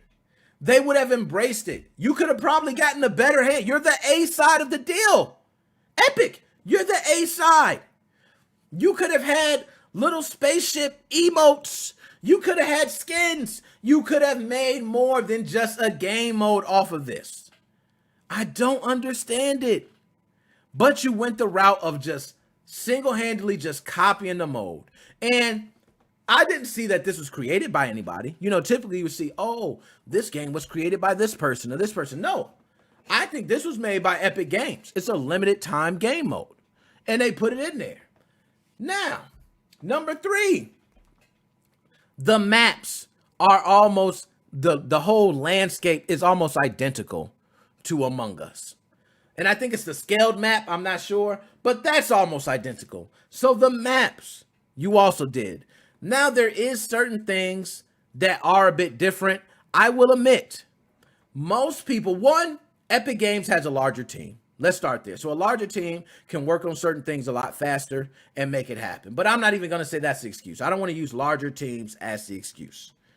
I want to actually say more people are familiar with Fortnite and they're used to the dancing. They're used to all that. And the beautiful look, it's actually a pretty polished game. That it's a lot easier to pick up Fortnite and play this versus looking at Among Us and playing it. Among Us is not like it's an ugly, ugly shit show. It's not. It's a beautiful game. But when you sit here and look at, hold up, Ben K, call. Ben K, no you didn't, Ben K. No you didn't. I got it, Ben K, where you at? Come over here, Ben K, we gotta go at it. Call of Duty, how could you disrespect the name of such a masterpiece? I love you, Ben K, I love you, man. Okay. But Among Us is not a beautiful masterpiece as Fortnite is. So when people play Fortnite, they look at Fortnite and they go, oh my gosh, Fortnite, it just looks so much better. And there is some things I will say I do like. You cannot adjust a lot of things like Among Us. Among Us, you can adjust so many different options. But in the Fortnite imposters mode, I do like the fact that everyone's in a circle looking at each other. That is more realistic to me in like a debating session where you all can see each other. There's little things you can do like point to another person. You can tell a person, come here. I've seen people give hugs and then shoot a person right at, like, it's so many different things that add to it. And I will agree, those are beautiful things. But you can't change like voting time. You can't change a lot of these different concepts, which I think Among Us has the advantage on. Now, they said, oh my goodness. Ben K, don't tell me that's true, man. If they have an imposter mode, we might have to talk. Call of Duty will get called to the front. Don't worry, I'll talk to him. I got to connect. I got a little phone number that I call and go straight to Treyarch and all of them. You know what I mean? I just talk to him and say, hey, what's up? What's going on with this? My man Ben K said, y'all, okay. All right then. And they going to handle that. So we good. But Fortnite imposter mode will be seen as a better version of the game by many people. I think just because of the popularity of Fortnite versus Among Us. Among Us is one of the first games that I picked up in a long time that was a small team game where everyone in the household loved it the moment we started playing it. My wife involved, all kids involved, everybody loved it. It's easy to pick up, easy to jump into. Controls are not difficult. Some people don't like moving around with the controller. Very simple. And I think the game mechanics are great for Among Us, but they have a small team. They're overworked trying to pump out more content, updates, bug fixes, where you got Epic Games, large team. They can just say, hey, we'll pay you guys some overtime. Done deal. You know what I mean? That's just the way it goes. So I want to know, is Among Us a ripoff of Mafia? I gotta ask that. As an official old head, Fortnite was the first game I said, I ain't playing that kitty shit. I dropped a bomb for you, Joe. JTO, I dropped one for you, man. I don't get those out often, but I feel you. I thought the same exact thing when I seen Fortnite for the first time. I said, nope. I got PUBG. Why would I play Fortnite? I got a game with a real man jumping out. A real man or a real woman coming out there and shooting guns, killing people. This is real. I don't need cartoony characters dancing and looking all la-la and shit. But now, as time goes on, I play Fortnite. I've actually played Fortnite more than I played PUBG. Not more than I played Call of Duty. Okay, not more than I played Call of Duty. Call of Duty's, you know how I am. But people are saying Among Us cannot claim this. They cannot claim that Fortnite stole their work because Among Us technically stole different concepts from the Mafia game. I don't know. I don't know how I feel about that. I feel like Mafia is 20% of what Among Us is, just based off of what I'm looking at. The different tasks that are assigned in Among Us, the layout, everything just gives a certain feel to where you kind of want to roll as a team in Among Us. Like everybody wants to walk together in a team of like 8. Now, one thing I do like with Fortnite's imposter mode is there is a thing where you can do a sabotage to turn everyone into bananas. And then you don't know who's who. So if someone gets killed, you don't technically know who killed someone. That is a beautiful concept added. I got to give them credit to that. I'm going to go ahead and give them 2 Mario jumps. I'm going to give them 2 Mario jumps for that. That's actually pretty dope. But Among Us, I do not believe should be considered a Mafia clone. I do not think Among Us just stole everything from Mafia. I do think Among Us is in a league of its own. I never even heard any of this talk about Mafia until Among Us devs started claiming they're upset at Fortnite's imposter mode. That's when I started hearing about Mafia. I never heard about Mafia and Among Us stealing their game mechanics until the devs started getting upset about what Fortnite imposters mode did. Correct me on that. Can anyone else clarify? Is Among Us a ripoff of Mafia? I have a feeling it is not, and people are reaching, and they're sticking to that. Among Us has, for a small team and being an indie game, I love it. I love the story of Among Us. I love the story of the devs. Just being a small team, being able to put out such a great title is amazing. But to have someone like Epic Games, Fortnite, who has been known to take multiple concepts and turn them into their own, is just, man, I'm sorry. I hate to hear it, man. I'm going to give you one of these, and this is for what happened to you. It's a sad day, man. Sad day. So, and now that we got that off, I do want to say anybody who likes the Fortnite imposters mode over Among Us, I feel you. You can go ahead and have your own taste. You can play it. I played it, and it actually looks pretty damn good. I cannot hate on it, okay? So that's just me right there. Now, let's go ahead and get to some good smoke. Oh, my God.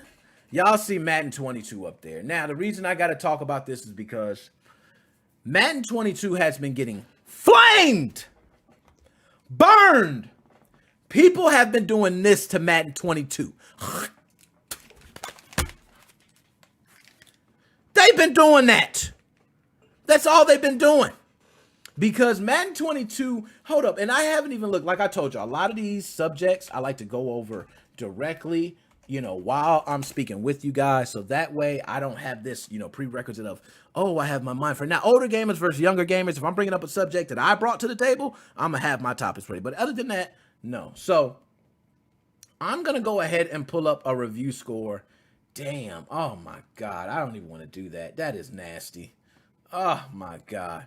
So IGN has officially scored them. And I want to make sure I'm seeing this right. Okay, because I just pulled it up right here. So I just put up Madden 22 reviews, right? IGN, 6 out of 10. 6 out of 10 reviewed by Cat Bailey. Madden is significantly better game than Madden 2021. How? How is that possible, Forbes? Okay, look at this. Audience rating summary. Damn. The game misses the mark. Look at that. This is not a joke, folks. Madden 22 is getting raped. So, I posed a question to everybody, okay? And I want you guys to let me know, am I bugging? But is sports games getting worse? Or are we just not seeing any changes from within the sports gaming community? Because I come from a time, and I'm going to tell you guys, and I'm going to give you history, and I'm going to tell you what I think overall, okay? And then I'll dig deeper. So overall, I can tell you I do think sports games are taking a hit. We're taking a step back in sports games every single year, even in the 2K franchise. I think a lot of, companies are doing this because, one, they're making money. So I have not purchased a 2K or a Madden in over 5 years. So if you guys want to talk about spending money on something that you talking about the same game year after year, don't talk to me about no Call of Duty. You need to talk to these different sports franchises. How about that? How about that? Because they've been doing this and taking money from people year after year after year. And there are many people who buy it, and I hate the people that go, yo, it's so much better this year. The reason you don't know is because you don't play it year after year. Well, let me tell you something about how Madden series used to be.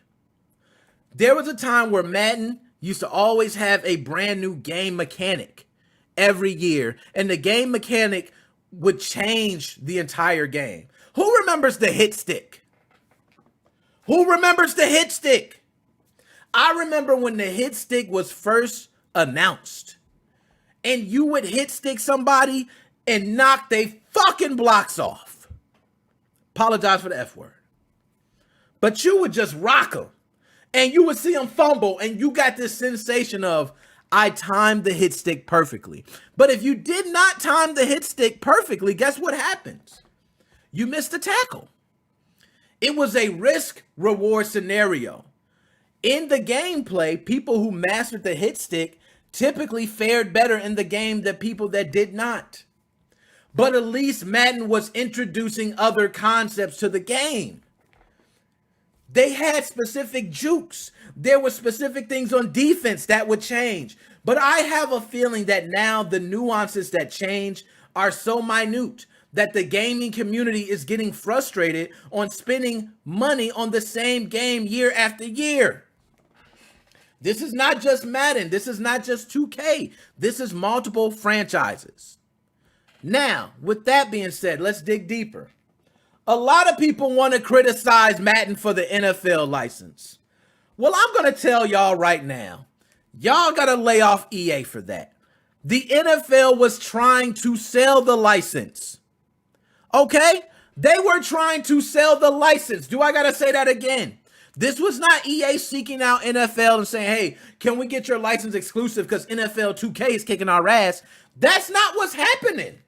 That's not what's happening. The NFL was looking to sell the license, and they sold it to EA. They believed EA was the best choice. They wanted one company that they can be able to look towards and make sure everything was right for their license. They didn't want the NFL license, which everybody knows the NFL. They're very strict on their brand.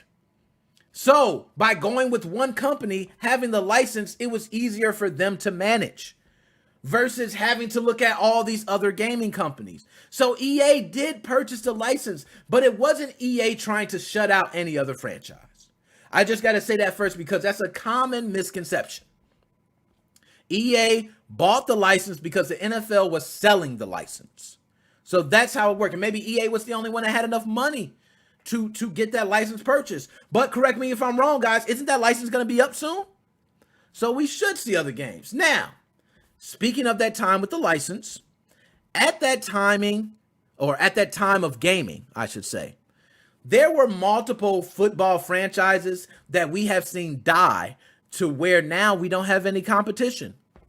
NFL 2K was better than Madden. I don't care what anybody say. Madden, whatever one, was not better than the NFL 2K series. Anybody got any debates to that? The NFL 2K series, now a lot of people are going to say when NFL 2K first came out, it was getting stumped by Madden. So they released it the next year for $20.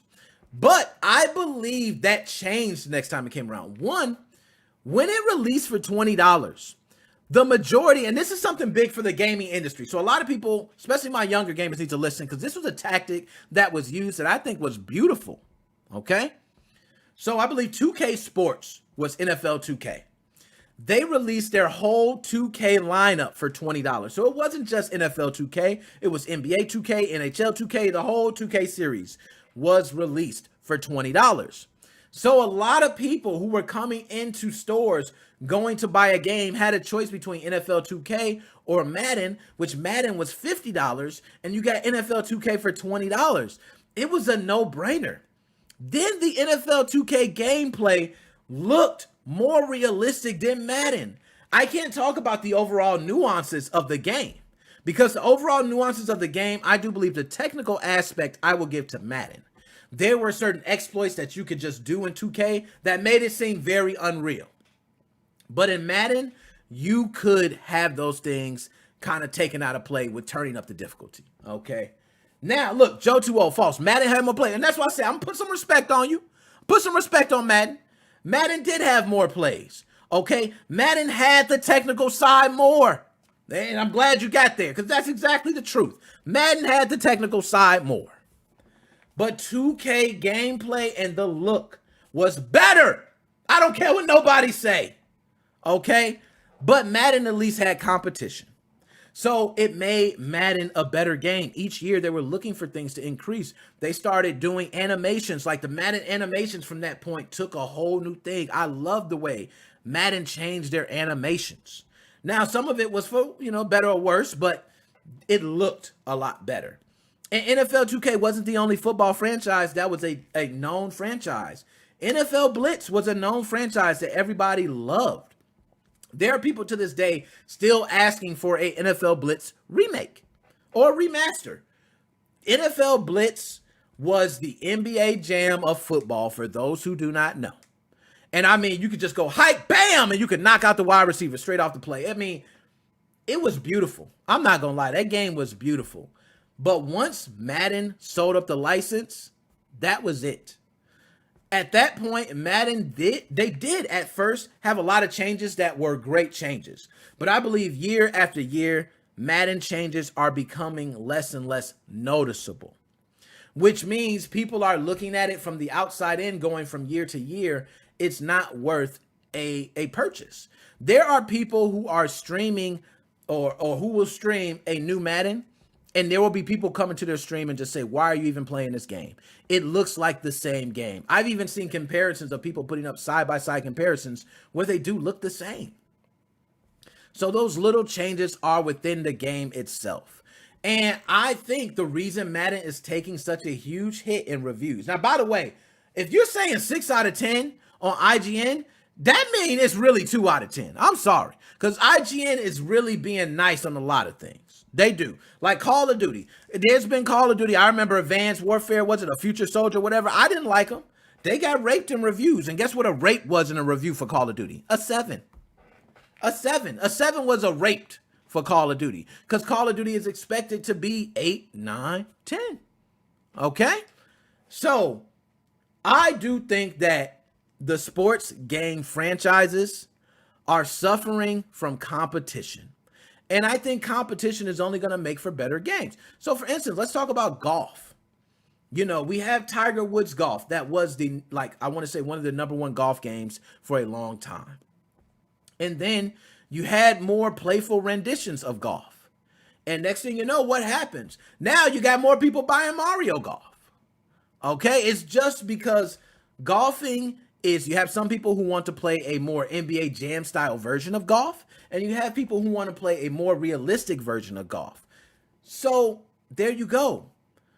But imagine if the NFL license was up for grabs for everyone and the competition was out there. 2K was able to release a football game. NFL Blitz was remastered and done again. What if you can now say in NFL Blitz, you can pick your 5 players that line up on that line? And I think it was like 6 or 7. I'm not sure. It might have been 6 or 7. I could be mistaken on that. But let's say you get to pick them. So, damn, you pick your team and you get to pick the 7 people from that team. Nice. Now you get to choose your receivers. Some receivers are stronger than others. Some receivers are faster than others.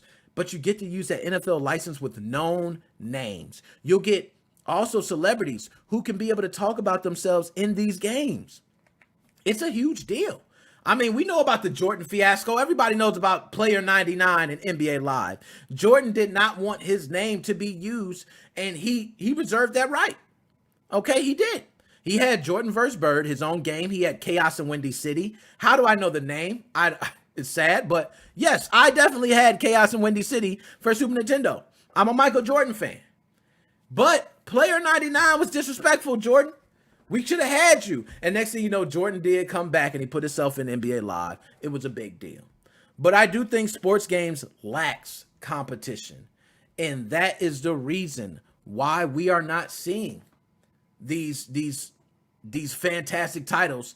And plus, they moved on to this like VC Bucks type shit. I'm not sure what it's called. It's probably called Madden Bucks or something. But I hate when you have to buy all these different, points, because now you have an infrastructure where you're making money and you could offer the game for free now and still make that same amount of money. It's pretty disgusting, to be honest. But nonetheless, that is my reason why sports games have deteriorated and we are not seeing sports games grow. We need to start seeing like NBA Street V3s again. Okay, and for those who don't know, NBA Street V3 was the best, I think, street basketball game ever made, where you were able to throw it off somebody's face, bounce it off the ground, alley-oop off the backboard to somebody else, and then they throw another alley-oop to somebody else and dunk on somebody. Like, just the fact that you can go that far above and beyond, it was amazing. And they took it to the park. They had a lot of old school names, people who weren't in the NBA no more, but now you can use their name. So, shout out, NBA Street V3. And, NBA license is not held to anything, so I don't want to make it like that. But they just had certain people in their game that you probably wouldn't have seen in any other game, and they were able to do it. So, there we go. I got off that. Now we done. So, I'm off of basketball and football and all that. But Madden 22, okay, if you like it, go ahead, play your Madden 22. I have not played Madden 22. I have Madden 21 on Game Pass. I am fine with playing 21. If I need to play anybody, I don't think we're going to really be like, oh, we're not playing 22. Like, that's just my personal preference. But, hey, I might be wrong on that. So, anyways, we are going to move on to something that I think a lot of people would want to talk about, because being that I'm an Xbox fan, a Microsoft fanboy, this is one that hurt my heart, y'all. It hurt, man. I don't know if I'm going to be able to make it through this segment. Oh, God. Oh, this is terrible, man. Hold on, let me get a sip of the drink. Yo, I almost finished this cup. I am lit. Yo, I should not have drank all this. Apologize if I start. Y'all better help me. Please help me if I start doing. NBA Street, what you know? What? Gave you 3 shotgun shots. They don't know about NBA Street, NBA Street on PS2. Then they had the NBA Street Volume 2, Volume 3. Oh, my gosh. Nasty, nasty series, okay? And let's see. Shane, my man from Australia. Yo, I always like getting my people from Australia, all outside the country. Shout out to y'all, man. I'm going to give y'all a bomb. I don't give them out often. I'm feeling good today. So let's talk about it. Halo Infinite has no co-op campaign. And hell, we don't even know if we're going to get a campaign. Yo, we don't even know if we're getting a campaign with Halo. Yo, this is why are we doing this, man? Now, y'all remember when Xbox Series X first released? I was on here giving my rant, talking about Sony.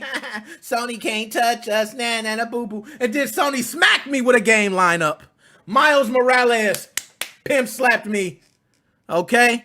I was hurt. And then Halo Infinite didn't drop. All I was relying on was Game Pass. And thank God Bethesda saved my life. Because without Bethesda and that lineup of games that started to come later, we would have been done. We would have been done. But Halo Infinite says it won't have a co-op campaign at launch, nor will it have Forge mode. What are you doing? What are you doing? I give you all the game over sound. What?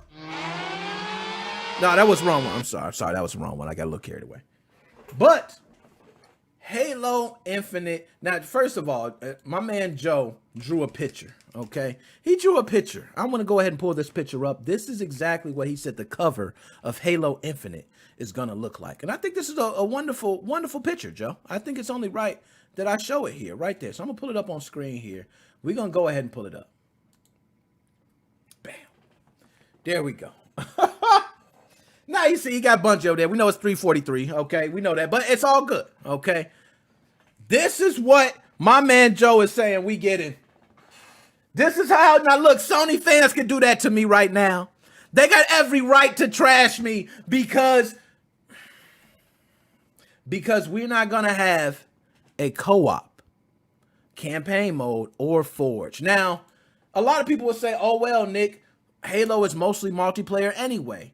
As long as you get the multiplayer down, we're good to go. I agree. Halo is mostly multiplayer. It was founded to me on the great multiplayer experience. But let's not get it twisted. Halo had legendary campaigns. Legendary.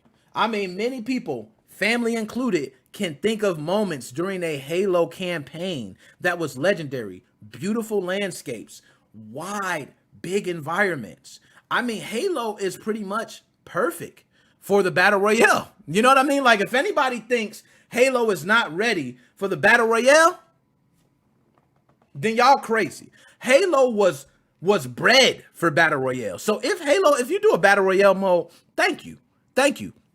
And you don't have to do no 100 players type shit. I don't even want that. Do about 60 players. Teams of 30 versus 30. Give wide scale environments. Give the Warthog. Give, all the other ones. I forgot the other one. Starts with an S. But, the alien ship. I can't. Oh, gosh. Come on, guys. But no, you know what I'm talking about. But let people have the Battle Royale on this. At least for multiplayer. We have watched the technical preview. We've seen Team Deathmatch. Capture the Flag. We've seen all these different modes. But Forge mode being gone is a huge hit, y'all. I'm not going to lie to you. Forge mode being gone is a huge hit because Forge mode is going to be a lot of our content for months to come. People might think, oh, Forge mode, making your own mode, that's not nothing. You don't understand the community of Halo. The Halo community is serious, bro. They are like serious. If you give the Halo community Forge mode, and you're taking things within Forge, let's remind you, they're enhancing everything in Forge. So you're going to have things from previous Halos also included in the new Halo. So you're going to be able to have new features while accessing all of the old things. Forge mode would probably be like what Fortnite has right now in its community. Okay, and a lot of you go to Fortnite creative mode. I've seen people who not even play the actual Battle Royale side of Fortnite and literally just go to creative. It would be the same thing with Forge mode. But guess what? We're not getting that! Why? Stop it! Stop it! We need that! No co-op campaign? Halo! I'ma slap you! What are you doing? Now, there has been multiple things mentioned about why we are not getting Forge mode and why we are not getting co-op campaign. I am going to read this, and this blurb, I do not want you guys to take like it's just the bread and butter of everything. But this is claimed to be a 343 developer. And he gave a lot of explanation about why we are seeing these delays, about the constraints they're being put through. So I want to go ahead, and I'm not going to read the whole thing because my man went on a goddamn rant. Okay, and I'm not down for the rant stuff. But let's go ahead and pull it up. So it says a lot of people are frustrated with the announcement. So I thought I'd shed some light on it because we are insanely frustrated internally too. Not because the delay happened, not at all, but because we wanted to tell you earlier. The team has been pushing not just delays to Forge and co-op, but campaign in general. I can see multiplayer making release date in great state, with basically all of the main modes plus a couple grab bag goodies, including some original stuff we're cooking up. A different variant of infection mode with original resources and a severely updated invasion mode with new maps. However, campaign is under some massive strain. Massive. Now, I'm gonna read a paragraph. We'll scroll through some of this, but I'll be blunt. We knew Chris was leaving a good while before it happened, and the campaign component has aggressively course corrected in his absence. There were small changes to multiplayer 2 under Joseph, but multiplayer was more Pierre's baby than anything. And all that happened there were small changes to the direction of gun balance and general gameplay. But the campaign that went through a massive overhaul, not just in writing, which got trimmed down, in fact, severely, and it says less is more, and the player should always understand what the F is going on, were oft repeated guidelines, but more importantly, in structure. Now, I'm going to go down because, like I said, I could be reading this all day. But they said, but now what you care about first, Forge. Let's talk about Forge.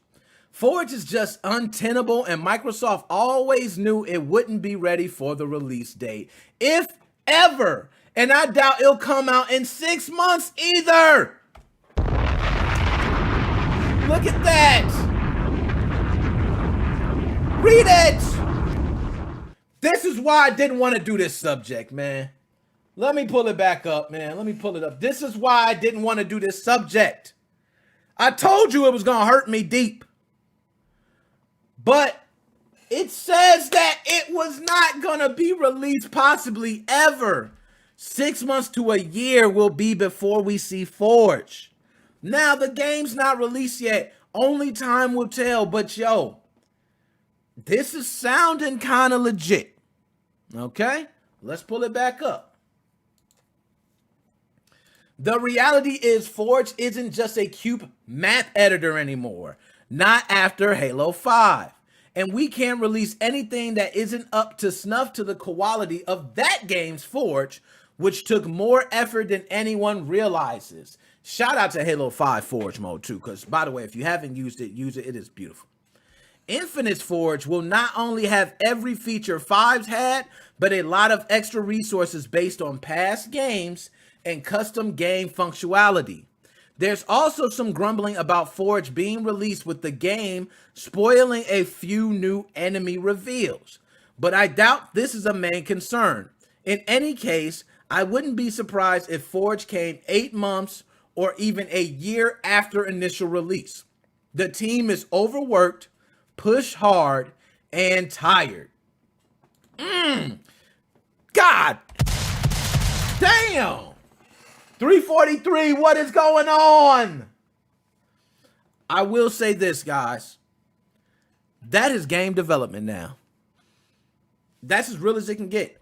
Game development now is that with such a crunch for games to be released at specific dates, it's pretty much, we're hearing that across the board. We just heard that from Activision Blizzard. There were people complaining of, I believe, 70-hour work weeks.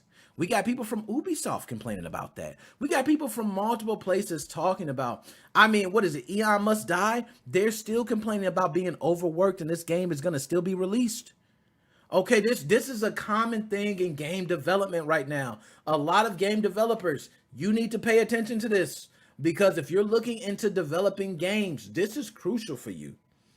When you get to these big different, I don't want to say companies, because some companies have smaller projects, but let's say a big project within the company, you will realize very soon that a lot of this is expected. It's expected you to work long hours. You say you love it as much as you do. It's your baby, right? Well, prove it to me. Prove it to me. We're paying you. I'll pay you overtime. I have no problem paying you overtime. I just want to see an update by Monday. This is what they've been going through. So it don't surprise me to hear this, even if, let's say this shit is just a hoax. Let's say somebody is taking statements from all over and putting it together, making it look nice. But it's a lot of statements in here that have validity to them. So we'll move forward, all right? For a co-op campaign, the problem is much simpler. To put it bluntly, nobody thought of how it worked. The open world and several different objectives spread around the map that can be completed in any order mean that a bunch of solutions were explored for how this would work in a 4-player co-op. The first and obvious. Now, one thing I want to say is I do not like that about the open world and several different objectives that can be completed in any order. I don't like that. I say stick to the tried and true format of a Halo campaign. And, you have to, I do like the being able to explore, but you have to finish this before you can move to the next. I do like that. I don't like the, hey, open world, go to anything you want. It's kind of the approach Gears of War 5 took when playing. Like, oh, you can do this part first, you can do that. Gears of War 5 did it a little bit differently, though, and I think that's where Halo was going with it, to where it's like an open world, but it doesn't load that specific section until you go to it, and then it starts that section. So, but I'm not really feeling that. So anyway, the first and obvious was shackling players together, but even in internal playtesting, this was just not fun and considered incredibly limiting. The idea to free players to go off and do their own stuff was then proposed, which was a great idea and very welcome, if not for a few key things. The first was network, and the second and more important was checkpoints. Then he says, to be blunt, it's buggy as all hell and then some. For the first while, Respawn worked the same as old games, wait for teammates to be safe, and come back to life near them. But this caused a lot of painful issues when players were far apart and was really buggy on the code, so we didn't like it. We explored a respawn station, but the idea is too limiting. So then we proposed fixed respawn points around the map, a ways away from fighting locations, but that was both boring, dumb, stupid, whatever you want to call it, okay? And then they say, players had to walk back to fight, which, was a huge delay. Nobody wants to backtrack. And also it made it so it was really hard for the entire team to get wiped, since there'd be a constant conga line of guys running from respawn. Around March, we decided to swing back to the original respawn method, and the bugs have been constant. Now, like I said, I'm not going to go through reading all of that, but guys, do we really think that's really a dev? Like, I'm not going to lie, that sounds legit. Everything about it sounds legit, especially with game development, because that's kind of how it is. But let's go to the Kotaku article about Halo Infinite not having co-op at launch.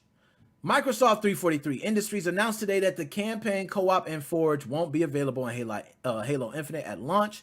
Instead, they'll be added to the game next year. They also promised more and bigger flights to test out game modes like Big Team Battle. And no, we still don't have a release date on when it will come.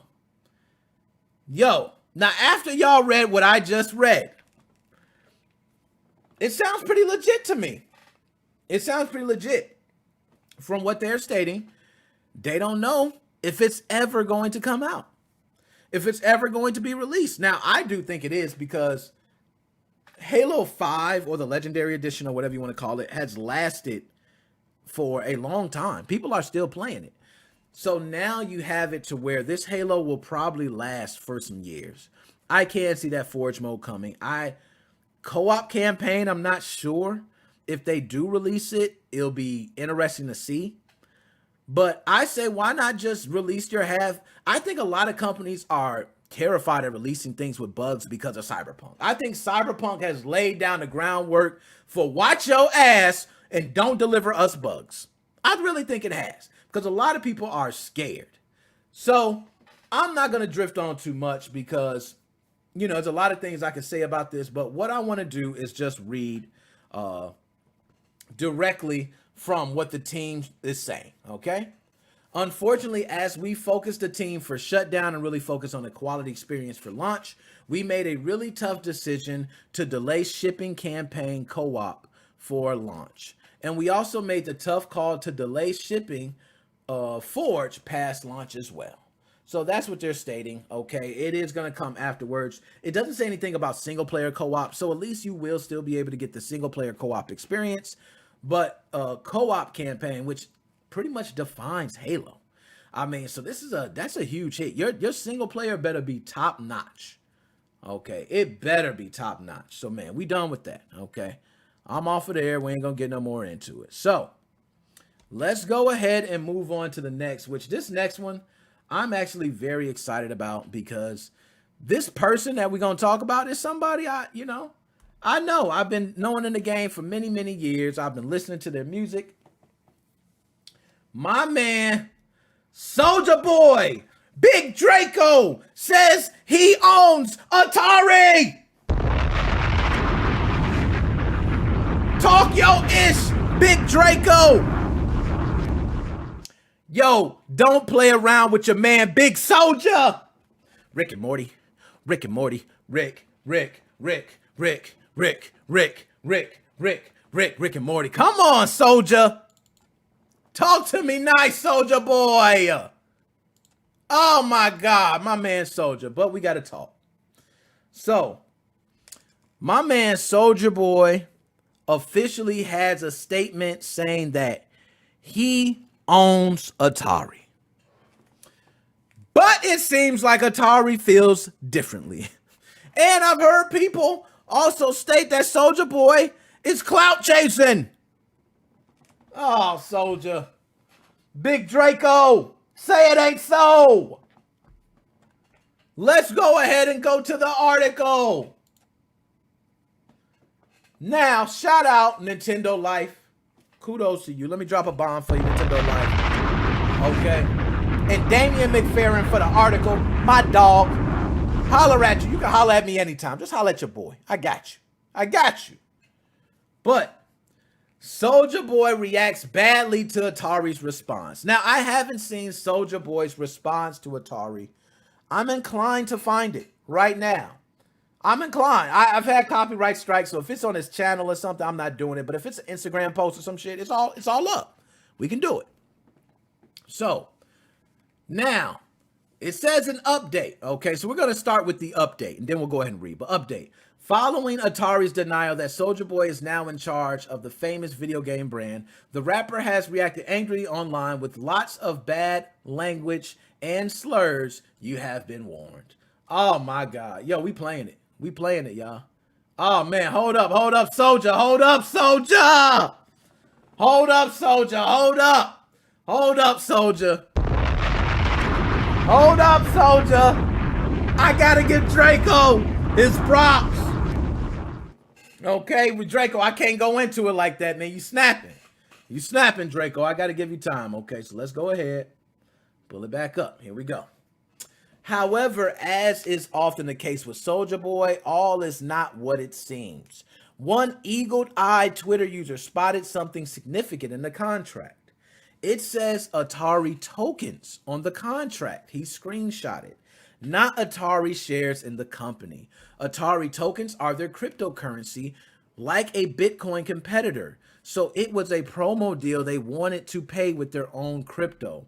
Nothing to do with shares or ownership.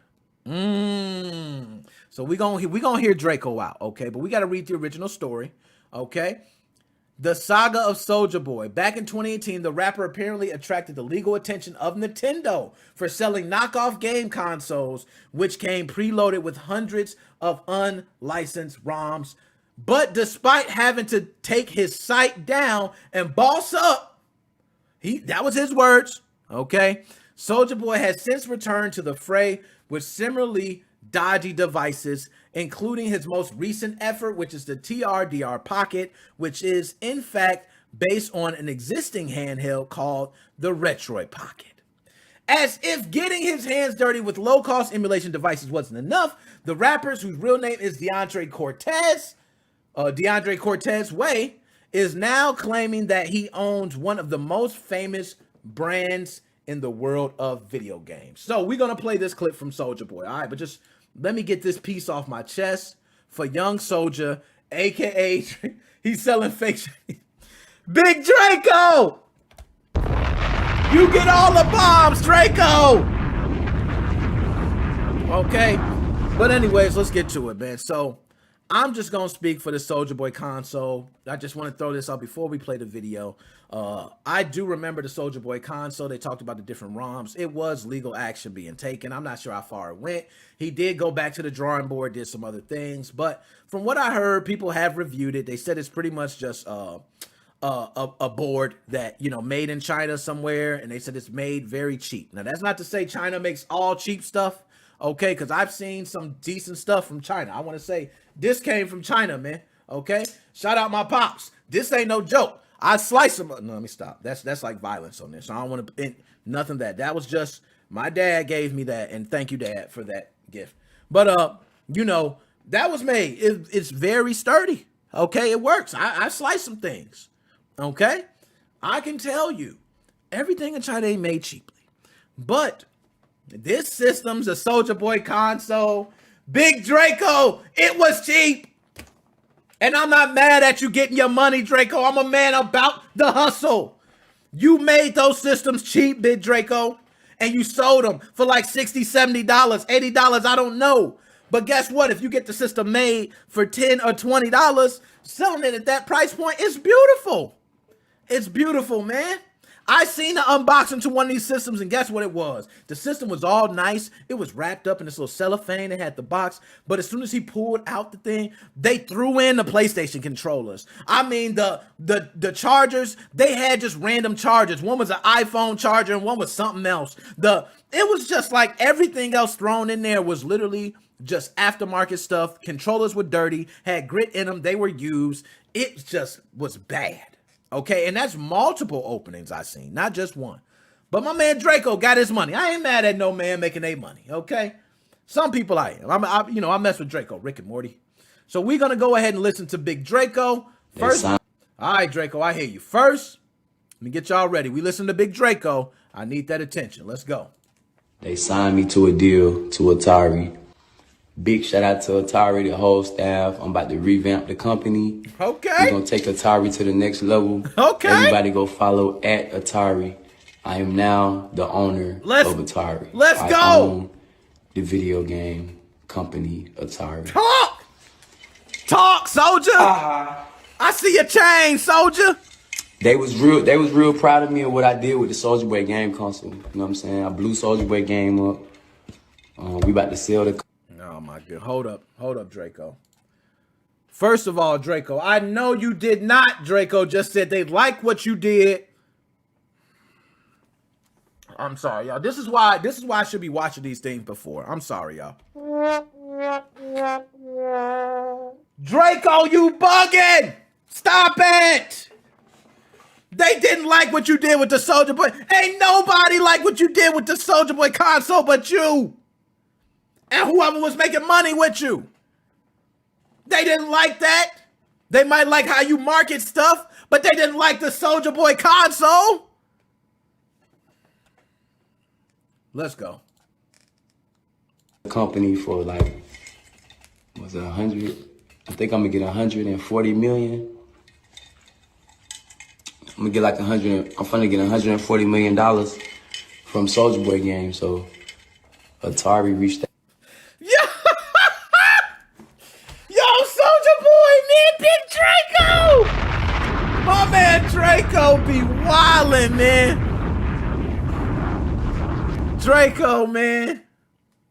Big Draco, let me talk, man. You made 140 mil from the Soulja Boy console, man. You made 140 million from the store. As far as I'm concerned, people was trying to find the system and couldn't even get it. I seen people had pre-orders and didn't get it.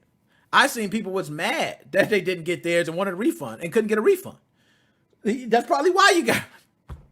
Big Draco's wilding, man. He's wilding right now. I might have to play that back. Draco, you wilding right now, man. You said they like what you did with the Soulja Boy game, so Atari reached out and I just signed a deal with Atari. I signed 2 deals with Atari. I'm the owner. The first rapper to own a video game company. Follow at Atari. Oh my gosh, Big Draco, y'all. That's Big Draco. Now we gonna get to Draco. We gonna play with him snapping off, okay? And look, that was DJ Academics that posted that. So Ack, I don't want to hear nothing, okay? I don't want to hear nothing, Ack. I'm playing this. This clip is not your clip, okay, Ack? So I ain't hearing nothing from you, Ack, all right? So now, remember, and also I just want to say, they did put here, you have been warned. So I'm just let y'all know it's gonna be a lot of swears in there. But nonetheless, okay, This Wednesday, Soulja Boy hopped on Instagram live feed, clad in Atari shirt and baseball cap, and stated that he had inked a deal with Atari and that he is now the de facto owner of the company. And y'all, we heard this, okay? We just heard that. As you might expect, Atari's Twitter account debunked the claim almost instantly, pointing out that Wade Rosen is still the CEO of the firm. We know the CEO of Atari is a dream job, but that honor belongs to Wade Rosen. Okay? So they didn't like flame him, but they let him know like, yo, Big Draco, chill out. Chill out, Draco. Chill out, Draco, you wildin'. The thing is, Soulja Boy owning Atari is just about believable, or it's just about believable when you consider the ventures the current incarnation of the company has been involved in. And then they talk about the Atari Hotel, and they do have some other weird things that they license out Atari to. So, here nor there. Now, we're going to go ahead and listen to Big Draco right now. This has been circulating on Twitter and has been going all over. We will go ahead and play the clip now. My man, Big Draco, Soulja Boy, talking about this statement. Okay, let's rewind it to the beginning. I don't want to miss nothing Soulja Boy talking about. Is that a blunt or a roach? First of all, nigga, fuck Atari, nigga.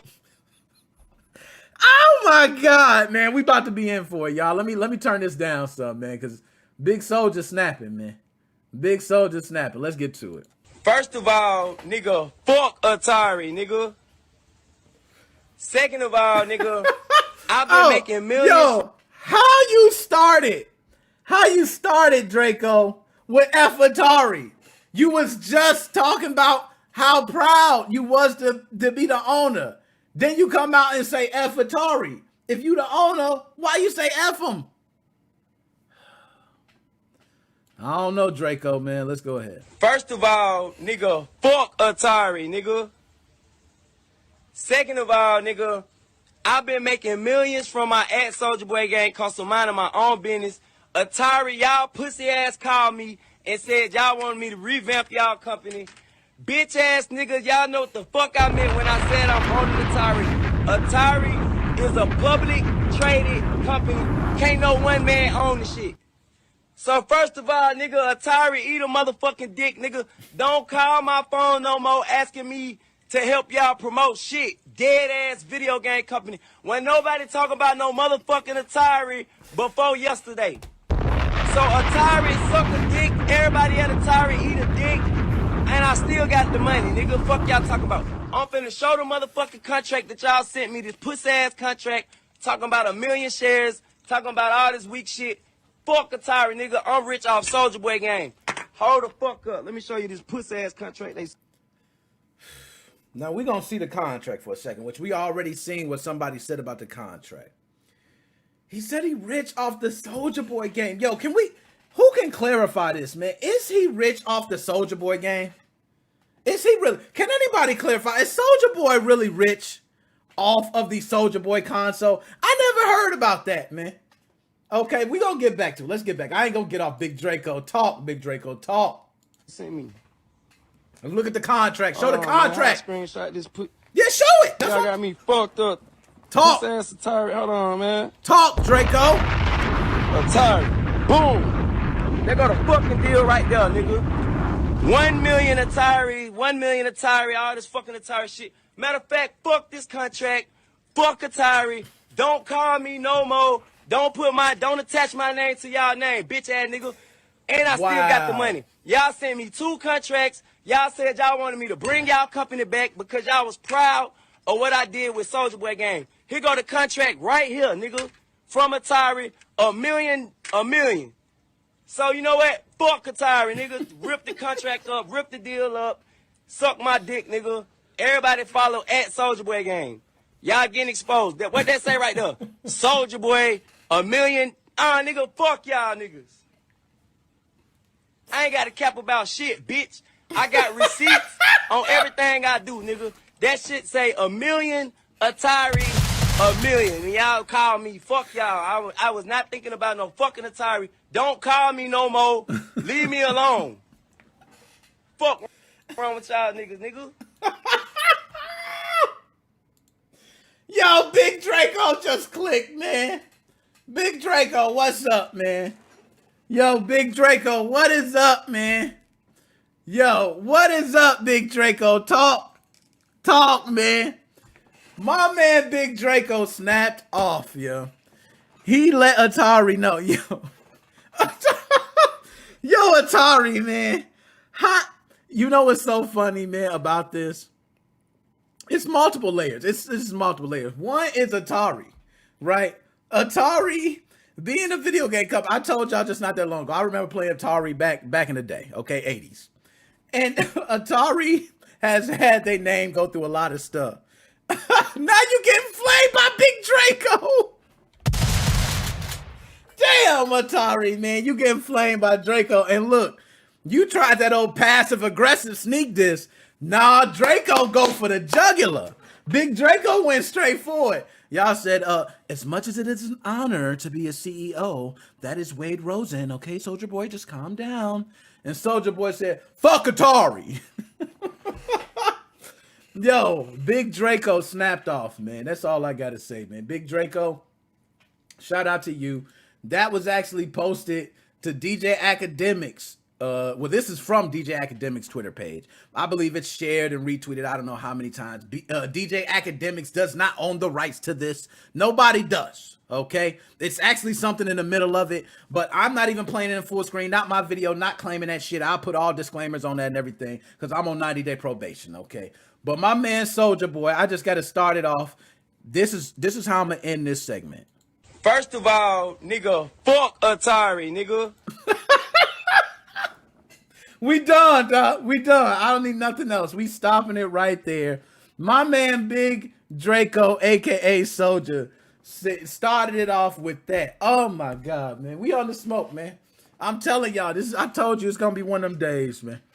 I'm way over the time I normally go live. That's how I know this is one of them days, man. I'm already lit. My cup empty. You know what I mean? Big Draco, talk to him, Draco. Talk to him, Draco.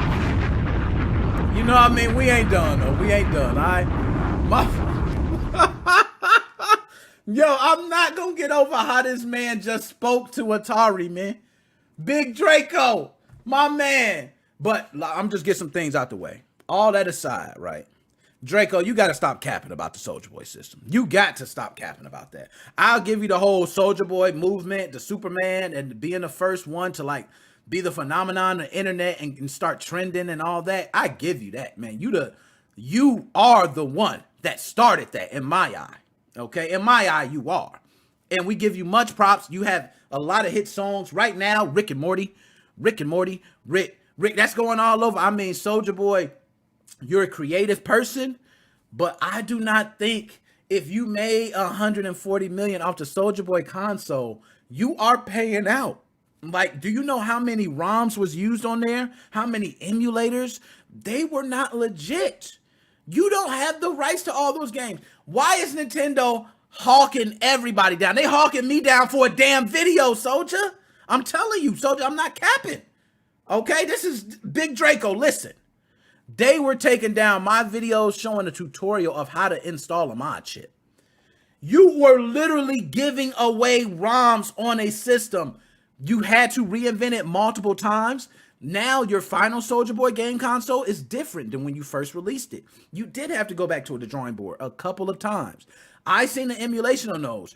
It was stated poor emulation on all your systems, which means you can get any PC right now. This PC I'm on, I have better chances of playing emulators live streaming right now and no slowdown than you have on a Soulja Boy console. And I'm not running no 3080 or nothing. So Soulja Boy, I rock with you, Big Draco. You went off on Atari. Atari won't even mess with you no more. I guarantee that. Okay? But you got to stop capping about the Soulja Boy system. Soulja Boy system was not all that. Okay? It was actually bad emulation, cheaply made. And if you open it up, it ain't nothing but a little square board inside a big case that looks like an Xbox One S. So Soulja Boy, we got to stop the capping on that. Okay? Now, with that out the way, y'all, yo, Soulja Boy, wow, yo, he lit a hole into their ass. He said, first of all, fuck Atari. So anyway, we gonna move on, man. We gonna move on. I know I I get a little crazy there, but we're going to talk about Mario on the Xbox, Mario 64. And this one's going to be quick because I want to take calls. I'm over time, so I'm going to hurry up and run through this. And I want to take y'all calls, and I got to hear what y'all got to say, especially about Soulja Boy, man, especially Big Draco. But you can play Super Mario 64 on the Xbox web browser, and you'll see here, you might recall back in April, we reported on the fact that Super Mario 64 was now playable via a browser using Super Mario 64 Browser Edition. Now our friends over at Pure Xbox had discovered that this version is playable on an Xbox console using the system's built-in Edge browser. While the game does suffer from slight performance issues in Edge, the Xbox browser is due to be updated soon, and that might improve things. So just to show you, this is Daniel Hollis actually playing the game. Shout out to Daniel Hollis, Twitter page, all that you can follow. But as you see there, you see just an image of him kind of playing the game. This is on the Xbox. So you guys can all play Mario 64 via the Xbox browser, and we are going to talk about how, okay?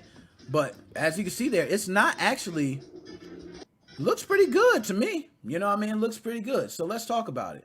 So, how to play Mario 64 on the Xbox. You go to the Super Mario 64 Browser Edition website, which is here. If I highlight it, it says down there at the bottom left, you see it like froggy.es/Mario.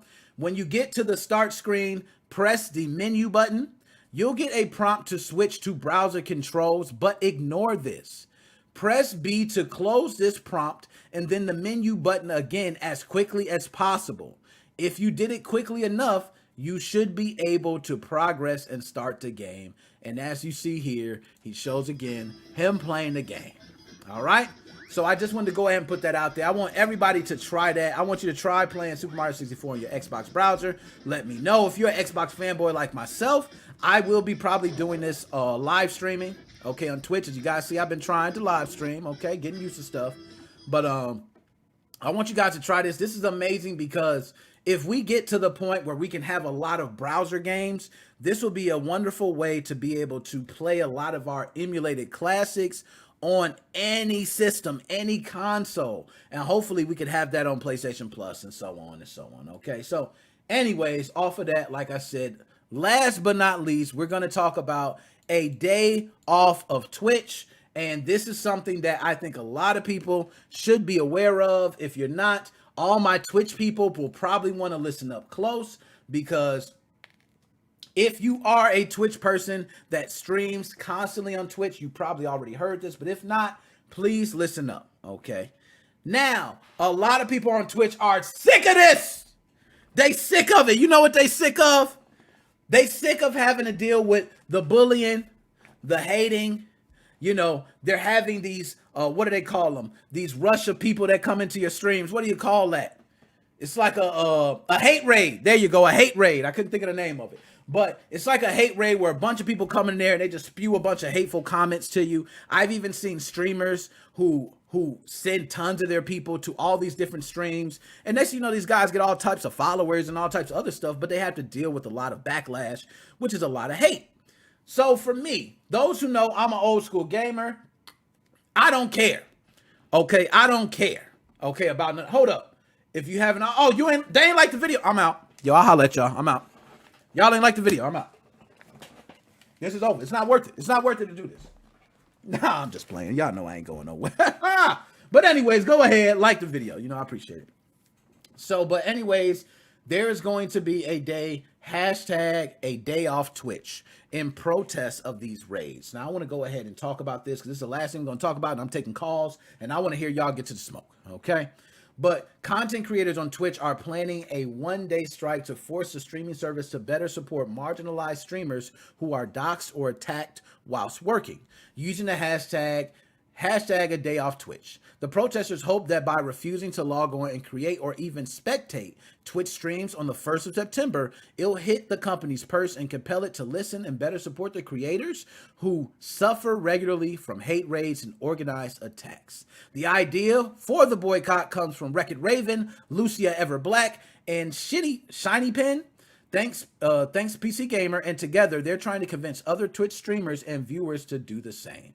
And as you see, Record Raven posts here, we are continuing to fight. Shout out to Lucia Ever Black and Shiny Pen for helping me out. Hashtag a day off Twitch, September 1st, don't go live. So, as you see here, we've seen a lot of conversation about botting, hate raids, and other forms of harassment targeting marginalized creators. The company recently said in a thread on Twitter, "You're asking us to do better, and we know we need to do more to address these issues. That includes an open and ongoing dialogue about creator safety." It also admitted there was a vulnerability in our proactive filters and promised to keep updating this to address emerging issues. Okay, so for anyone that is right now on Twitch, that if you're doing any streaming, if you are down to support this, it is September 1st. It's hashtag a day off Twitch. September 1st, I'm going to find out right now because my live streams are on Sunday. That is a Wednesday, so it doesn't affect the live stream. So y'all ain't got to worry. Okay, I'll be on Twitch. Okay, but September 1st, I more than likely probably won't be on Twitch. So maybe I'll be part of a day off Twitch. But you know, for me, I just want to speak on my end of things, and then I'll go ahead and speak for others who are on Twitch. I'm cut from a different cloth. Okay, my cloth is different, man. I come from an era where I was raised, where when you stepped outside, you was getting roasted, and you had to learn how to roast people back, or you had to learn how to take it.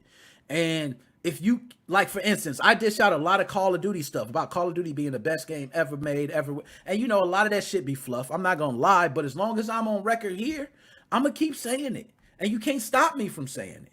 Okay, there's other games that I probably play, or I could say it's better than Call of Duty. But here, my forum, Call of Duty is always going to be the best game. Because I can say that. It's like you walking into my house and I say Call of Duty is the best ever. I have the right to say that. People give me a lot of shit for that, and I take it. I don't sit here and go, dude, you don't know what you're talking about. Oh, you're so damn stupid. You Battlefield lover. You just jock Battlefield because it's not Call of Duty. They got the right to say whatever they're going to say. I'm sitting here talking about their franchise and how Call of Duty's better. Imagine how many games is in competition with Call of Duty. I am literally talking about every other game. So who am I to sit here and talk all that smack and not be able to take it? That's why if you see comments of mine, I'm liking comments even when they talking about me. I'm liking comments when they giving me kudos. I'm liking comments, just general stuff, because every comment is a comment on my material. That you need to appreciate. So I feel different with the hate raids. If you getting a hate raid, take it for what it is. They hating, but you get watch time. You got people staying in there. You can build off that. That's revenue. Take the hate. Like, do you know how many comedians stood on that stage and got booed? Do you know how many people lip synced at a concert and got booed? Do you know they still got paid? Stop. So you can't quit when somebody's hating on you. You got to take that, man. You got to be able to take what you dishing out. So I'm sitting on here talking all that shit about Call of Duty the best game ever. I want to go ahead and take that same criticism back when somebody says, you sound like a 14-year-old boy, like one of the dudes on TikTok said. And he's probably going to see this clip too. And I'll give him kudos. He said, you sound like a 14-year-old damn boy talking all that shit about Call of Duty the best game ever. And you know what? I had to give him a like. I might sound like a 14-year-old boy, but it's still better than Battlefield. What? Okay, so hashtag a day off Twitch, September 1st. If you guys are down for that, then go ahead and September 1st, just make sure you do not even jump on Twitch at all. They don't want you streaming. They don't want you watching other streams. They want to hit Twitch where it hurts. Now, me, myself, I can't promise that. I don't know what I'll be doing on September 1st. If something going down on Twitch, you know, it'd be funny if Twitch put up some live event September 1st was like, people had to be there. That would be hilarious. But anyways, what we're going to go ahead and do is I want to go ahead and take calls. We got through that. Wonderful show too, by the way. I'm way over my time. As I see right now, I've been going for 2 hours and 18 minutes. I usually try to go about 2 hours straight with the calls and everything included, but it don't happen like that all the time. So I one moment, I take it you probably can't hear me. Let me go man, he's got the broken mic again. Can't hear him. He knew it. I already knew you knew it, man. So at least you working with me. Right now, the microphone's going to come in. Okay, so just bear with me. Let me get my shit together. Okay, and then so can you hear me now? I can hear you now. See, there we go. I knew it. Like I said, let me get my shit together. Okay, because I'm slacking on my Mackin today. It is my man. Now, first of all, I'm gonna give you the right introduction. This man is 46 years old. He sounds like he's 16. You. He's my dog, Dead Specimen, man. I'm always messing with you, man. How you doing today, man? I'm not doing too bad. I'm trying to fix my VWii right now. I'm restoring my NAND on it, and it's not working, and I'm scared. Oh, man, the VWii. Oh, man, that was great times, man. And see, I love to hear that you still mess with those old systems, man. Being a younger guy, and I always talk about your age. Just to clarify, how old are you, Dead Specimen? So I'm not throwing out... I am, in fact, actually 16. Okay, he's actually 16, guys. Because I always, you get older every week. You were 30-something last week. You were 46. You know how they go. But, Dead Specimen, this is one hell of a show, man. One hell of a show. And I got to say, one thing, before I jump into anything, is there anything you want to start off with? Oh, gosh, shit, for one. Okay, perfect. So now, other than actually, I will say one thing though. Okay. This VWii NAND restore fucking sucks. It didn't work. It fucked my NAND up more than it was before I ran it. Oh God, man. So right now, let me ask: are you looking at a shelf to put stuff on, or are you possibly going to have a game system shortly? Well, right now I'm currently looking at extracting files. Okay. I think I'll be looking at a game system pretty soon. I've got some tricks up my sleeve, I got a shelf from IKEA. I can use it. So, Dad, I'm gonna first talk about old gamers versus young gamers, okay? Because I was on here ranting, man. I'm trying to represent for old heads like myself. I get told that what is your old ass doing playing games? And, but now, as I base off the stats, we got people, 7% of gamers is 65 and up. So it's changing. Do you think younger gamers in general are better gamers, let's say on a competition level? Do you think younger gamers are better than older gamers? That would make sense, given how, especially I've been playing video games since I was 5. It's what I know, and it's just a part of me. Versus people who might have started when they were older, and they don't have the muscle memory just kind of baked into their life like we do. Obviously, anecdotal versus statistical, and there could be statistics that actually say actually, if you're within the age of 30 to 35, you have the best ability of succeeding in a tournament versus someone who's 16 to 20 or whatever. But I do think the younger you are, and maybe we're hitting a plateau right now of okay, we're at the point now where video games have been here for long enough that everyone has this opportunity. But while we still have people who didn't grow up with video games, I think that the younger you are, the more likely you are to just do better at anything video game related. Yeah, you know what? I'm with you on that. And I think of my son in Fortnite. As much as I try to get better, he's better at handling building, decision making, and shooting. Where I might be a lot more accurate, and I even feel like my reaction time is faster than his. But the way he's able to build and think ahead than I am, because I don't understand the building concept. I almost feel like younger generation has an advantage at these multi-layered games where there's not just shooting, there's multiple layers to it. Do you think that's accurate? Yeah, and I think it makes sense because you'll hear a lot of people talk about how we're growing up younger, and that younger people nowadays, there's kind of a time period where the reason why 18 and 21 were sort of the ages picked, because that's kind of when everybody went, okay, this is when you're a mature adult and all that. And there was a time period in which, you actually could, grow up to age 21, living a comfortable life, and then you started adulthood. And with everything kind of going on right now, it's just sort of the climate of the world right now. You got kids who are really having to think for themselves, and there's a lot more critical thinking that kids are having to do on their own, just because of how fucked up everything is. And I'm actually wondering if all that shit is giving children, kids, whatever, younger people, more of an ability to really sort of think through video games in a way that current adults didn't really have to do when they were a kid. No, you onto something there. That could be a big factor to it. So one thing I want to jump to, man, is my man Big Draco, my man Soulja Boy. My man Soulja Boy went off on Atari, man. Atari, now look, he jumped out the window and said, Atari, I own Atari. And then Atari says, no, our CEO is Wade Rosen. And Soulja Boy clicked. He just flipped the switch and went the hell off. Do you think Soulja Boy is in the right for this? Or do you think Soulja Boy is out of pocket and this is another Soulja Boy flex moment where really he don't got the muscle, he's just all talk? What do you think? Out of pocket? I think he's out of his fucking mind. Oh my gosh, man. And I'm not gonna lie, he went off, man. He went off. Well, I almost mean that very genuinely. As in, I'm wondering if he's mentally ill with a lot of the shit he's been pulling off with these Soulja game consoles and not backing down and saying he owns fucking Atari. I genuinely do wonder if the man is mentally ill and if he doesn't understand sort of what he's saying and what he's doing, and no one's just willing to stop him.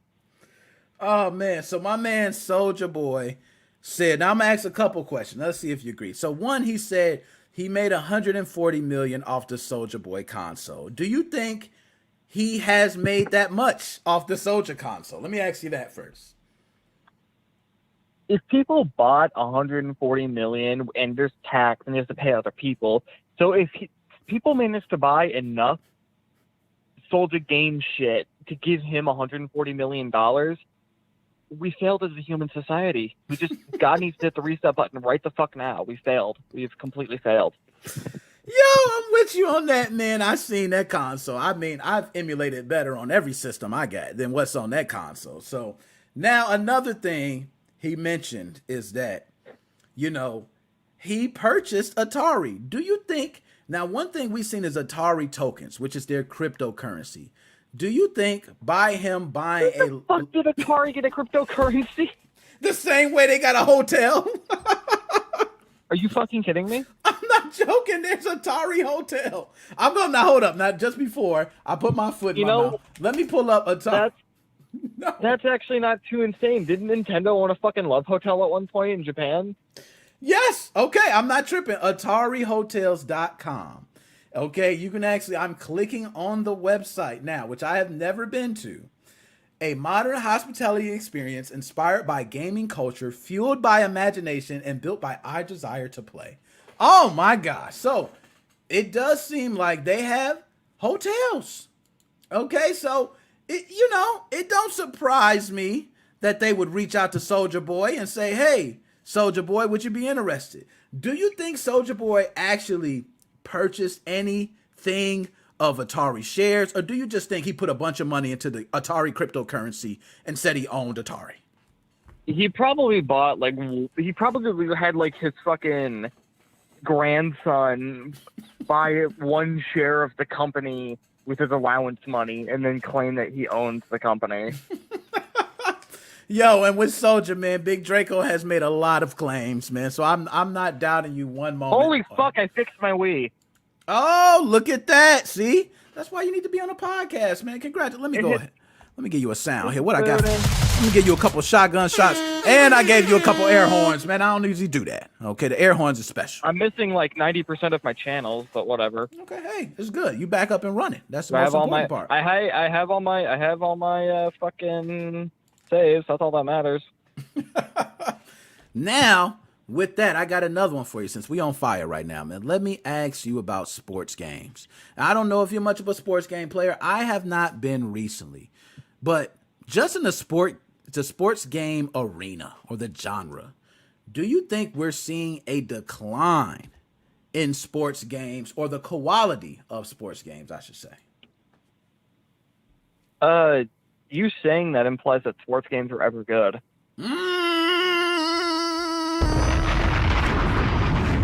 Oh, damn. That was a hard one, man. That was a hard one. So, have you played any sports game that you can say that you actually enjoyed?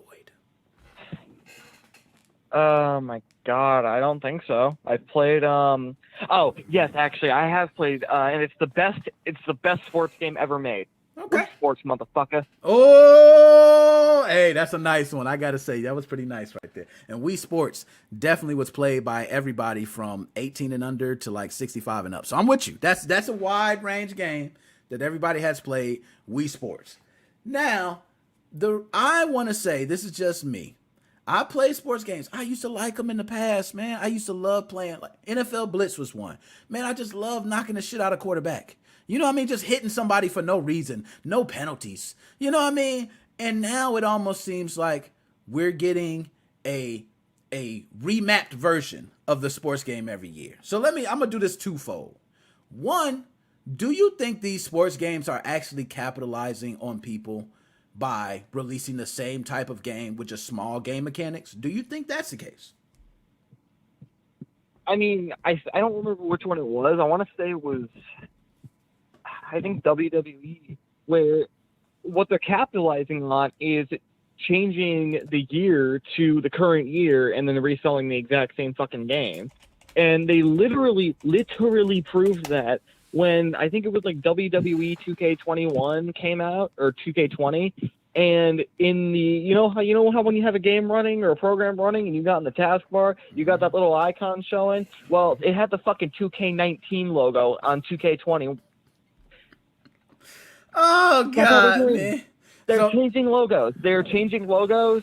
Maybe adding in a new character. If someone joins the WWE or leaves, and they're getting rid of and adding them. And there you go. That's absolutely it. Now, Dad, one thing I'm gonna ask you, and this is specifically my favorite franchise in the world, which we all know I love, and it's the best game ever made, Call of Duty. Do you think Call of Duty, which I've heard many times, Call of Duty just remaps and releases the same thing? Do you think that's the case with Call of Duty as well? At least Call of Duty attempts to do new things. Like, at least you can, like, look at Modern Warfare 2 and 3 and go, this is a different story. At least you can look at Black Ops 1 and 2 and go, these have different mechanics and a different story. You can't look at fucking FIFA 20 and FIFA 21 and be like, I'm so glad I fucking dropped my life savings on the Super Ultra Mega Extreme Crazy Deluxe Edition for, fucking 750,000 Canadian rupees. No, it's fucking worth nothing. It's worthless. They're all worthless. Buy one of them and then never buy any of them again. Yo, I'm not gonna doubt you on that, man. That's one thing I hate about those whole people buy these super editions, and I agree. I think those games have been the same. I have not purchased any one of those Madden 2K, and I haven't purchased any of them in over 5 years. I did see somebody mention Ready to Rumble, great boxing game, true, by the way. I seen somebody NBA Street, that's a great basketball. So there's all these different plays, but they're totally different mechanics from your standard sports titles. It seems like now they're definitely capitalizing on people just from releasing another version. So we're on the same page on that. Now, we're going to talk about something that I think you are familiar with, because I remember you speaking about Among Us. Not sure if you played it before, but I do remember you talking about Among Us, and you're familiar with it. How do you feel about Fortnite coming up with an imposters mode that pretty much takes a lot of the mechanics from Among Us? Do you think it's all fair play, or do you think Among Us is jacking, so hell, why can't Fortnite? I don't fucking care about Fortnite, and they never will. They can do whatever they want. I don't care. Oh, gosh, man. So, Fortnite. So let me ask you this. What's your favorite game if you had to pick one? Or just a game that you love to play right now? Any of the 26... Well, I guess any. There's two. Doom Eternal or Doom 2016. Okay. Both are some of the best fucking games I've ever played in my life. All right. So now, what if Fortnite took a mode and made it exactly like Doom Eternal, and you were able to play it? Would you go ahead and give Fortnite their props if it was better, or would you say, I'm not playing this because you stole these concepts from Doom Eternal? What would you do? I just don't think I want to waste my hard drive space on Fortnite, but I mean, I don't know. It depends on how they implement. I mean, if they implement it good, then sure. But I don't care about Fortnite. I could not be more apathetic about Fortnite. I don't think it's bad. I don't think it's good. I don't care. Yo, and what's so crazy, man, is Fortnite. How many years are we in right now? So we're in a couple years, man. Fortnite has been on top for a long, long, long time. I don't even see a decline happening anytime soon. Now they're taking other modes. I mean, how are we gonna get a decline? I had to be part of the generation that was shitting themselves over Season 3, which was like 17 years ago. Oh, I remember that too. And it was like, oh my goodness, do you see these new additions? Actually, that's my problem. Is that I have to be a part of the fucking generation that doesn't shut the fuck up about this. You are preaching right now, because they do not. They talk about it all the time. So now, I got so much. Like I said, it was so much to go over, but I don't want to talk about my favorite game and the company that, brought out a lot of these titles, but Activision hid their name from the Call of Duty Vanguard marketing. Smart decision or dumb decision? Wow, sorry, I was reading something. Can you repeat that? No, you're good. Activision took away their logo from the Call of Duty Vanguard marketing. Do you think that's a smart decision by Activision, or is it not going to help anything? They're still bogus. I don't get the point. What do they expect to gain?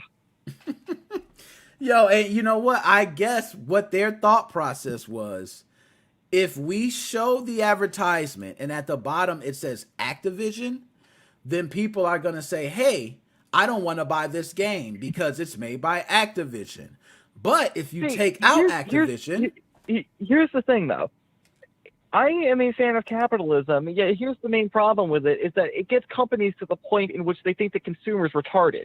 No, we're not. We've seen that big-ass fucking Activision logo against your game for the past how many years of Call of Duty come out? We know you make the game. We're not going to see this game and not see an Activision logo and go, oh, I guess Activision doesn't make it anymore. I'm going to buy it now. No, we're not stupid. We know that you guys still fucking run the show. And if we're at all suspicious, we'll look up. Have Activision released rights to Call of Duty? And we're going to see, no, they fucking didn't. Yeah, I will agree with you on that one, man. I really think they believe we're dumb. I really do. And because Activision, I mean, when have they not been a part? So it's almost like telling me, hey, this is NBA 2K, but it's not made by 2K Games. Well, why the fuck are you calling it 2K? You know what I mean? Like, it's almost that obvious with this. And then it's a blatant blank area where you can clearly see the logo used to be, and it's not there no more. And now they're trying to slide it through. So now to the final question, do you think this will hurt the overall sales of Call of Duty Vanguard? I am yet to find a person who gives a shit. Yeah, I'm with you. I haven't heard anybody tell me I'm not going to spend money on an Activision title. I have heard of people saying for World of Warcraft they want to stop their subscriptions. I have heard of people demanding certain NPCs be taken out the game because they favored, some of those assholes' names. But that's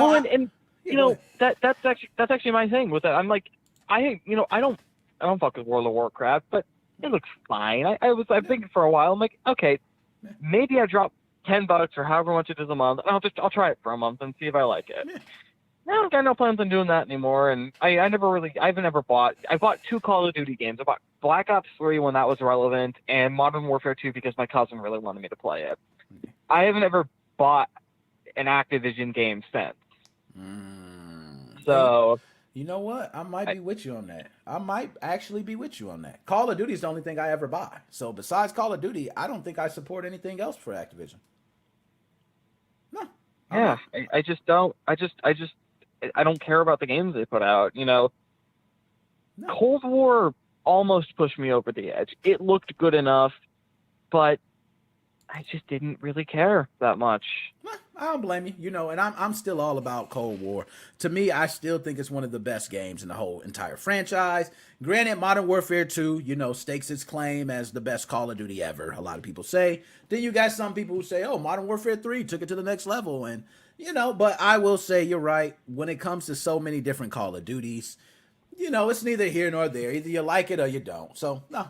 Modern Warfare 3 is a meme to me just because no Last Stand, fuck you Last Stand, and then they did fucking Martyrdom after that. Oh gosh, man, that is so funny. And I always laughed at that. It's like, hey, I die. Oh, I killed somebody. I love this. I'm keeping this on forever. Oh, it was, I'm not gonna lie, I think everybody probably had that shit on at one point because you die and you pick up kills. It was just such an easy way to pick up kills. But nonetheless, my man Dead Specimen, any last words you gotta say before you're out? The NAND restore didn't fix the original fucking problem, kill me. Oh gosh, man. Hold up, do I got the sound for you? I got one. There you go, man. Yeah, one of the sad trumpets. That way, you know, everybody knows it was down, you know, it was a fail. But Dead Specimen, just so you know, I'm planning on doing the video game debates this week. So I'm going to touch base with you, Joe, a couple others. I'm really going to test. We're going to record our first episode. I want this week. Okay, so it'll be a trial episode. It's not like we're going to be perfect and shit. It's going to be a shit show, I'm sure. But just to get the episode out there. So be prepared for that. Get a Alchemy in. I would love to. It's all going to be about debating. We're going to debate a lot of different topics. So no, I love that. But my man Dead Specimen, as always, my brother, I'ma holla at ya. See you, man. See you at that game debate. Later. NickMoses05 Gaming Podcast. I got the hardest working man in show business on the line. G.I. Joe, how you doing today? What's going on, NickMoses05? Man, nothing much, man. Glad to have you on the show. So, Joe, before I jump into everything, is there anything that you want to start off first before I jump into anything? My favorite place to be is NickMoses05 show every Sunday. I'm telling you, this is what I look forward to every Sunday. Get out of work a little bit earlier and, you know, get down with this. Basically, the YouTube's a pain in the ass because, like, you went live before you started the show today, not when you're doing the test, when you're actually starting the show. Yeah. And it's like there's a 2-minute counter. I'm like, I didn't even get a notification. The YouTube algorithm is such a piece of crap. Yeah, I'm not gonna lie, because I had you know, a couple different people tell me that. They was like, hey, I see your live stream, but it says it's done. And I'm like, no, I'm live right now. And they went back and they were able to see it. But you're right, it's something going on with YouTube. I don't know, but maybe it could be my copyright strike. I could have put, you know, they could have put a foot in my ass or something. I don't know, you know, but that's my own messed doing. Up. Yeah, that's my own doing, Joe. I ain't even mad at that. So now let's get to it, Joe. I want to start with the old gamers versus young gamers. Joe, do you think these younger gamers have an advantage over us, or do you think older gamers have the advantage based on the time we have in games? It's both sides. I would say the younger kids have, like, you know, more of an online experience with a lot of the clunky controls, like, oh, this button, that button, this button. And for the first person shooters, people, you know, my age, your age, you know, Dead Specimens, this week he's 46, next week he's 16. So, you know, he plays both parties. Exactly. No, and I'm with you on that. I do think it's kind of both ways. Even for fighting games, we see, I think it was one of the guys in Street Fighter. I forgot his name. It was like Justin Wong or something. And he was like winning for so many years from like 2001 to like 2014. But then, you know, he had a drop off. And he did say he didn't know if it was his own skills dropping off or was it gamers were just getting better. And you know, that comes into question. Here's the deal. They start out with tech, you know, when we were kids, we had, like, you know, Tiger Electronics and we had, like, you know, the Game Gear and the Game Boy. I see kids, I'm not lying, in the supermarket with a tablet that's bigger than their head. Yo, I'm like, are you fucking kidding me? You are not lying, man. And they'll be playing, like, all these games we talk about that we play on home consoles. A lot of these kids are now able to play on their tablets. So they're playing Roblox, Minecraft, Call of Duty, Fortnite, you know, and they're playing all these on their tablet. So it's not like they have a downtime, whereas we got to have real lives. Yeah, and you know what's amazing? Like, you know, going back to the Switch thing real quick, when I got Android on there, I gave Call of Duty Mobile, you know, I was just testing it.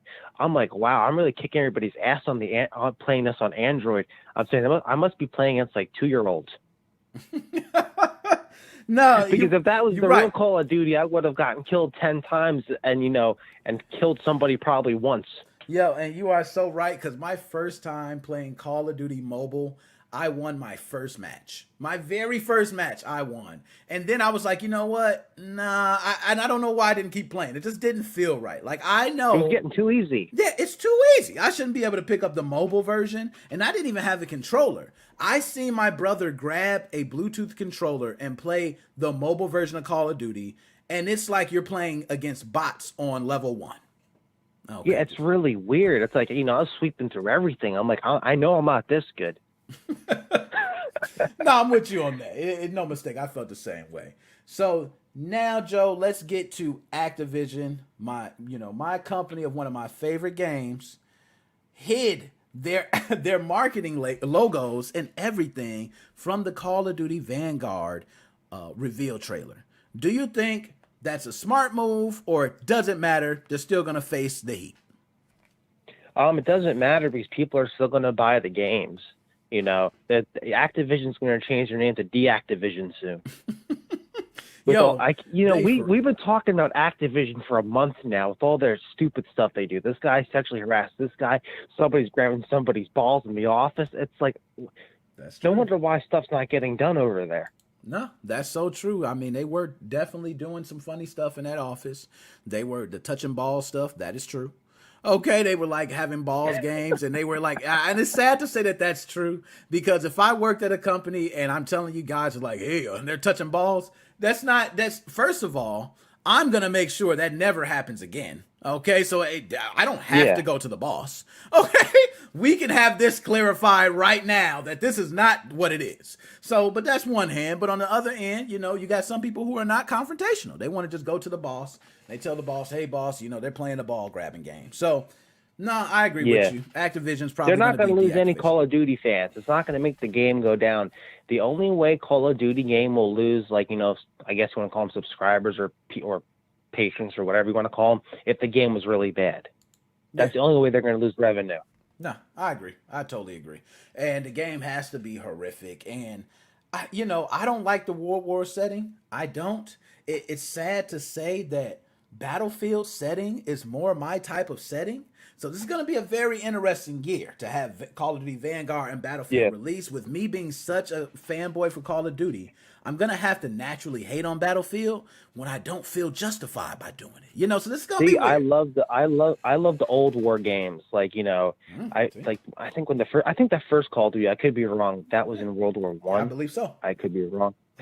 I love those because you have to use the old weapons, you know, the old backgrounds. I think it's going to look visually beautiful. And I'm hoping. With seeing all the detail. I'm hoping. I'm really hoping, man. And, you know, Sony, as you Sony guys know, y'all get exclusives. Okay, it's always like Call of Duty gets the demo first, the beta first, the guns first. Sony. Yeah, but the online experience for Microsoft is much better. Yeah, I will agree. Online experience, hands down. I've heard multiple people say Microsoft is a much better experience. So, Joe, Fortnite imposters versus Among Us. Do you think Fortnite stole concepts directly from Among Us, or do you think it's fair game? Among Us took concepts. Hey, Fortnite can do it too. Fortnite's been copying a lot of stuff. Yeah. They're not unique in any way, shape, or form. They steal. I hear a lot of people like their games, like what you're saying, young kids, older people. I see it all the time. I have it. I've never played it. I have so many games I need to catch up on. Haven't played it yet. Yeah, and you know what? It's, you got time. It's not like it's going anywhere anytime soon. I played Among Us way later after it already, hit its peak. Everyone was playing it. Then I got a chance to play it. And I'm not going to lie, my first time playing it, we probably played for about an hour. And I don't usually play mobile games like that. I was playing on my phone. So, the game concept and everything is great. But I will agree, Fortnite has been stealing. I definitely want to talk about Halo because this thing pisses me off. Oh yes, Joe. Ends of the earth. Let's get to it, man. Let's get straight to Halo. Now we heard that it's not going to have co-op campaign or Forge at launch. And from what they heard, they're hoping to have everything from multiplayer in a great state. So it's not like after all the pushbacks, after all the delays, we're still hearing about more things will be delayed even for release day launch. What do you think about 343 Industries or studios, whatever they call it? Do you think they're dropping the ball, or do you just think, hey, Microsoft's forcing them to release this game at a certain time, so they're just throwing out whatever they got? They're going into the CD Projekt mode. They're following them. They're right behind their ass. I mean, it's not that hard. Me and you are average people, and we see how stupid CD Projekt Red was with Cyberglitch 404. You'd think they would, say, wow, people got their refunds back, and people are going to be pissed off about it. Maybe we shouldn't do this. You don't know. This might get pulled. But here's the deal. I have my Xbox in here, brand new in the box. On the fucking back of the Xbox, it shows Master Chief. It's more like Master Disappointment.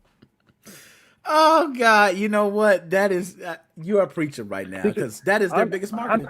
I'm probably the only person that's mad about this, but I don't play online. With getting busy and working all the time, I just want to come home and enjoy a game if I have the time. I want to get Halo just to play the career mode, then later play it online. I have some more time. But if you're releasing a half-broken game, and it's going to be glitchy, because if they can't finish it, there's going to be glitches in it. Don't charge $60. Charge, $25 or $30. Nah, I'm with you. I'm with you on that, man. It's just simple. I think if anything, what they could do is just go ahead, release the co-op with bugs. I say fuck it. It's too late. It's too late now. Y'all done had multiple attempts, multiple delays. It's either, and to me, it's almost like they focused on everything instead of just like, hey, let's focus on just multiplayer and then we'll get to co-op. And it's almost like they were like, you build as you go along. You don't jump from project to project. Yeah, and now they don't have Forge mode ready. We're not going to have co-op campaign. Multiplayers, I'm sure going to have some modes, but there's going to be modes that they're still working on. And we're going to have this game released. And when it's released, hopefully we get a good single-player campaign. But the way it looks, I don't even know. We might see bugs during the campaign. That's what I think. I don't think there's going to be a single-player campaign. My theory is it's going to be online. It's going to be glitchy. Too many people accessing the game at once. Not enough stuff fixed. Cyberpunk, Halo Edition online. Let's see what awaits us. He talking. So now I'm gonna go to. I see my man Chris. I got Chris. I'm trying to get to all the calls, man. I'll be trying. But then I see Young G. Nick, what do you think of Infinite and Advanced Warfare from COD? First of all, man, let me just say this. Okay, as they say that. With Infinite, I am with Joe 120%. He know how I was on release day for the Xbox Series X. It was my biggest disappointment. I was actually scared that we were going to fail because Sony had such an amazing fucking lineup of games. I'm like, yo, Sony's got a killer lineup, and we don't even have Halo, which is our biggest one. And thank God later on, Bethesda came and saved our ass, okay, because now, even as we see Quake coming out, and they got different versions of Quake, and all, we get these masterpieces now. Thank God for Bethesda. But without... Now, here's the deal. I'm a Sony fanboy and everything, but you know what? That was just a backlog, a back catalog, whatever you want to call it, of the Sony games. They didn't release like, oh, we got GTA 6 for you now, or, we got something cool. It was just, it's fucking Spider-Man from like, 2017 or 2018. Now you got it for the PS5. Make a new game. The game companies know we're going to keep buying their products, so now they keep releasing stuff broken and crappier. And all DLC. And you know what, Joe? I think that older gamers seem to be more against that. Because it's not just you. I'm the same way. If I have a game that I purchased and there's another version that comes out very similar, I almost just purposely will not spend my money because I know, marketing-wise, this game is not much different from the other. Yeah. Okay. I'm glad it's not just me.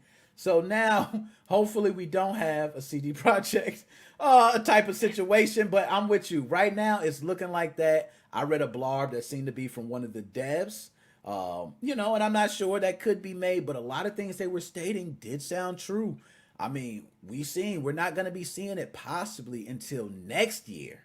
So it means it might be a year before we even see co-op campaign or Forge. They'd be better off just waiting, you know, an extra year and a half, and release a really good, you know, a really good game instead of a really bad game. I agree. Now, one thing I've been waiting to get to, man, because this has been the funniest segment I've had in a long time. My man, Big Draco, Big Soulja Boy, said I forgot all about it. My man Draco went off, man. He said, man, fuck Atari, okay? But he comes out with the claim that he owns Atari. So let's just start from there. Joe, we first gonna start. Do you believe Soulja Boy really owned Atari or a huge portion of Atari, or do you think he's just mistaken for what he purchased?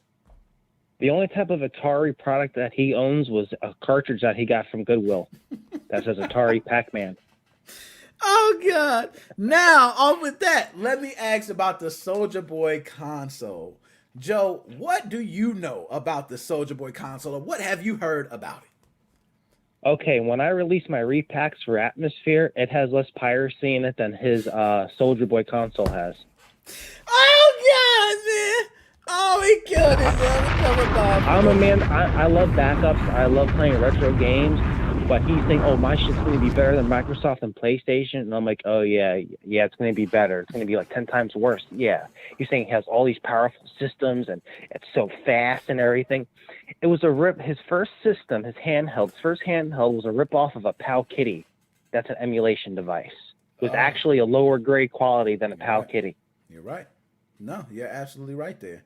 And now I'm so disappointed. Do you know why? I can't get Pong 2 now. What am I going to do? Oh, God. Hey, and so what made it crazy is Soulja Boy, he came out with this bold statement. Now, usually people just, you know, and it wouldn't be Soulja Boy, but usually people just say, hey, I bought shares. You know, I've heard of people who've owned companies who don't even come out and say anything. You know, and I'm not sure Shaquille O'Neal, I think it was like Sears or some company, some major company he owns, and he never said anything until recently he was asked about it. But Soulja Boy signs this and immediately gets on live and says, I own Atari. But the moment Atari says he's not the CEO, Wade Rosen is, he flames Atari. Do you think that Soulja Boy actually has any business with Atari at all? Or do you think it's just all false? He probably bought some shares or something, or maybe met with them about, you know, doing some type of weird shady crap. But how can you have the audacity to say that you're a CEO? How embarrassing and how stupid would you look saying that? That's like me making an announcement. Okay, I'm the new CEO of Sony, and you're the CEO of Microsoft. Let's make the Sony Microsoft CFW enabled console. Yo, and what makes it worse is where I call like cap. Okay, it's a young folks say big cap. Is when he said they saw what I did with the Soulja Boy console. And they called me. I said, oh my God, Soulja Boy. How would you say everybody, it was talked about on radio shows about how crappy this was. I watched the radio podcast of him talking about that. And the guy looks like a fool. Oh, Nintendo's after me. They were the first company after your ass. After your ass. As soon as they knew you had money in the bank, oh, forget the RCM loader guy. We're going after this guy now. This guy's got more money. Yo, and they did. And from what I understand, I didn't keep track of it, but from what I told, it got taken down multiple times. And the new Soulja Boy console has different games and all types of things. So what he probably did was take off a lot of the first party titles. He probably also, they're crappy emulators because I seen the emulation on some of them. There's audio delays, there's screen tearing, stuttering, which we have plenty of emulators that have fixed that for a lot of these. But the base console that he was selling back then was $200. Who the fuck would spend $200 on that? I could buy a PSP for $40 and, hack it, and it would run better than that crap. You're right. I do remember. It was $200. Damn. And just imagine if you're getting it made for $20. And what I heard was a lot of people are opening up disputes through PayPal because the whole process got seized. I could be wrong about that, but some of the stuff didn't get shipped out. No, you're absolutely correct on that. I heard that some things are getting shipped out. I heard that some orders went out. They did a cease and desist. He went to the drawing board. I heard he came back. And there were some that were being sold on AliExpress, just like the SX Cores and the SX Lite. They were sliding through these little avenues. But lo and behold, if you probably go back and check, it's probably gone. So, no, I'm with you, Joe. He was sliding in a couple sales here and there. But in the end, okay, I don't think it made him $140 million. I think we can both agree firmly on that. Okay. Now, definitely the big question for you is, are you going to trade your Xbox Series X for the Soulja Boy handheld? I know I am. You know what, man? Soulja Boy handheld is about to be... I might as well just start talking about it like Call of Duty. I might as well be like, Soulja Boy, the console. Only thing is, at least I have some fanboys behind me with Call of Duty. If I say that about Soulja Boy, I'm not going to have no type of fan support. I ain't going to have nobody. It's going to be nobody who thinks anything alike. I have not heard one person say, Soulja Boy console was a brilliant idea. Now, I can say if he made money from it, kudos to you. But if you got to pay off, so hopefully you made enough money to pay off them lawsuits that came your way. Yeah. Okay. So especially Nintendo. Now, last but not least, Joe, Mario 64 on Xbox. Do you think this is something that you would love to see more games or more retro games do, where you can play them through web browser, or do you think we're going to see a lot of cease and desist happen soon? Oh, definitely cease and desist, because, especially with Nintendo, they cease and desist fan projects, totally a fan project. If they don't care, if Mario, is showing a little of the nip, they're coming after you. But I love that web exploit thing. We could definitely see some hacks coming out of that soon. Because this is kind of how the PlayStation 4 started with the hacking, finding web exploits and, taking advantage. Who's ever doing this game is getting access to the full RAM of the Xbox. Through the web exploit. I'm looking at it. It was playing fluid. I mean, that's pretty. Yeah, it looks very nice. We've seen multiple emulations of Mario 64, and we've seen choppy ones. We've seen that was pretty nice on your Series X. So, no, we can both agree to that, hands down. Now, Joe, as always, my dude, as you heard with that specimen, I want to get that video game debates episode going this week. I might just do a one-on-one with you. We might just, set the screens up and everything. But I watched some of the top gaming podcasts, and it has motivated me because I've seen them, and Joe, we are so much more lit than them. So I'm sorry, we're gonna start the video game debates, and we're just gonna take this shit by storm. It's just over. We're not so much more lit than them. We are 100 times better than they are because we have unique context and we have unique minds here. Yeah, we're not just gaming. We're computers, hacking, everything. You are preaching right now. That's the same way I feel. So Joe, any last words before you out? Like and subscribe to NickMoses05 podcast. Check us out on the Facebook page. I post a lot of cool articles. I've been really busy lately. I haven't had any time to do any video guides, but check us out there. And like and subscribe if you haven't already. Man, my man Joe, my brother, as always, I'm hollering at you later, my dude. All right, take it easy, Nick. Later. Now, I know, Chris, you call at the it's always the end of the show. Man, come on, man. You my dog, man. You know what, Chris? How about this, man? Can I go live with you separately? Can we do something on Twitch or something, man? Together where I can get you on. We can just talk the whole time and play. Okay, can we do that? Can we do that? Can you hit me up on Facebook? Can we talk about that? All right, then. That's my dog. So anyways, I thank everybody for tuning in to the show. My man, Big Draco. Shout out, Draco. Okay. But nonetheless, exciting show, guys. I am doing the video game debates this week. I want to go ahead and do that. These shows I would like to do live, but they're probably going to be pre-recorded, kind of similar to like other podcasts where they re-upload the episode on YouTube. I do want webcams for everyone. If they don't have a webcam, we'll put up a picture of them or something like that. But no, we're going to go ahead and get to it, man. Fastest growing gaming podcast around. TikTok is growing. Everything's growing. Even the subscriber base now is just growing at a fast rate. So I owe that all to you guys. Thank you guys so much. It's your boy, NickMoses05, NickMoses05 Gaming Podcast, MoFam. We are